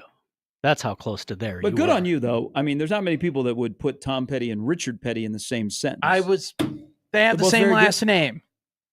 Both awesome. So anybody has the same last name can be the same person? No, Okay, but just checking. just in my mind, There's they a Missouri typically get joke in little there bit somewhere. mixed up. We all know the bit, guy. It's not even a bit. I just have a bad tendency of mixing up similar last names. All right, that is my an Achilles heel is that I just mix up last names. All right, I'm sorry, Tom and Richard and Donnie and Ozzy. So Pat Marie. Rule today, huh? No, he did. We're fine with Matt Rule. Yeah, we're fine with Matt Rule. I've seen and talked about him and talked to him enough where I don't think I'm messing that one up. Same thing with Gary Sharp. I don't think I'm messing that one up. No, thank you You're for welcome. not messing that one up. You're very welcome. So dumb. That would So be dumb. that would be extreme awkwardness. I'm good at that. See, this is why I'm you good were at that. missed yesterday. Is this why? This is why I was missed? Statistically speaking, my mental health is the best it's been in a while. Chris says to ask Matt if he's heard of the John Wayne Gacy Band. I've heard of them. They're awesome. I couldn't. Couldn't name it. Oh yeah, Song. banger of a show, killer even. Is the John Wayne Gacy band not even existed? I don't know. I haven't. So, to be fair, you growing up, you probably have heard of John Wayne Gacy. Yes. Okay. Yes. Yes. I have. So I have. We I bought a don't know- car at Jeffrey Dahmer's Chevrolet in Well, Kansas City. I've heard of him. I don't know. Did they teach that in school? In No, Chicago? but I've heard of his. Okay. I've heard the name. Yes, I know the name sounds familiar. Are you going to tell me why it's notable? They're or- country, aren't they? I mean, he's one of the most famous serial killers in America, and he was in Chicago. Okay. He was because he would. Yeah, they don't really teach that. We didn't really have an intro to Al Capone or anything like that at the. They don't the teach school. that in Chicago. That's a Like, shame. Even Al That's- Capone. Yeah, We didn't really have a mobsters lesson plan. That seems or like a anything missed like that. opportunity. I'd love No, to we learn. didn't really learn about the mobs and we learned about like the recession and stuff like that. the triangle offense. Yeah. Okay. But we didn't learn about, hey, this is this Chicago gangster and all the bad things that he did and the fact that he ran this city and this is how Chicago was instrumental in this Great Depression. No, I'm not all that giving- stuff, whatever. I'm not giving like oxygen to John Wayne Gacy, but I would think maybe that would come up. Andy says he loves their hit song "Under the Floorboards." Hey, stop clowning around. I'm surprised they don't teach you in They don't. about, No, but they not, would not never. about- but like Al Capone. We know who he is, Yeah. and we know what he was a part of, but they never really went Fantastic into the hip hop full, artist. Hey, we didn't have an Al Capone test. At least I didn't have an Al Capone test. The growing up, trick you was know? whooped. We weren't like, what was Al Capone's favorite type of alcohol to smuggle into speakeasies? We didn't, that Or wasn't like an old style. ABC test in third They grade. didn't tell you that night where young Sharpie sat and watched Geraldo Rivera open up his vault and get so. Hey, I got blue balled before I knew what that was. I did. It was such a letdown. I don't even know what you're talking about.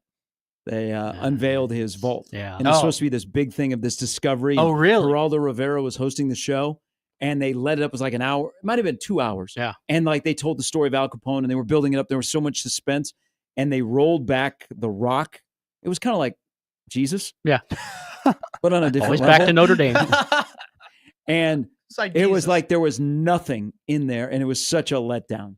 Stay tuned for your late local news next, That- followed that's by what they the did. Tonight Show. So it was on KDSM in Des Really? Moines. It was on KDSM. This in was Des Al Moines, and they- Capone's vault. Yeah, and they went to the news, and like Geraldo Rivera was like stunned and so disappointed. Really? They canceled That LA is Law for incredible. this. That's almost like when they told us that the world was going to end on December 12th, 2012, and we woke up and it was still going. And we were like, oh, wow. We've gone through lots of those in our lifetime. We were told this was the time. Really? You don't remember that? Oh, No. that was a big thing Mine was 2K. in my grade school. That was December 12th, 2012. 2012 was like the date. That was it's over. It's done. There was some prediction. So There you was didn't do even your a- homework because you're like, it doesn't matter anymore anyway. Yeah, no, we went to school the next day and we're all like, we're still here. We're good. That's why I never went to an all boys school. Well, this was in grade school. Did you go to an all boys school in grade school? No, I just went to a regular old co-ed Catholic school. Queen of All Saints. Still standing? Still standing. Still standing. Sometimes you have to ask that about. No. It's elementary, Catholic literally schools. all the teams that we used to play. A lot of the teams we used to play growing up closed down. St. Tars done. Borgia done. All right. Tekla done. Yeah. Can only get this experience on No, the Gary and Matt show. And the only way Geraldo could have embarrassed himself more is if Ashton Kutcher had jumped out of the same. You've been punked. Been punked. Crossovers coming up next. Matt Rule speaks later today. It's Pro Day in Lincoln that is about to start. We'll talk about those results and more coming up tomorrow when we're back in at 6. Enjoy no NCAA tournament for men and women. And we'll see you tomorrow. Crossovers See coming you up next. tomorrow.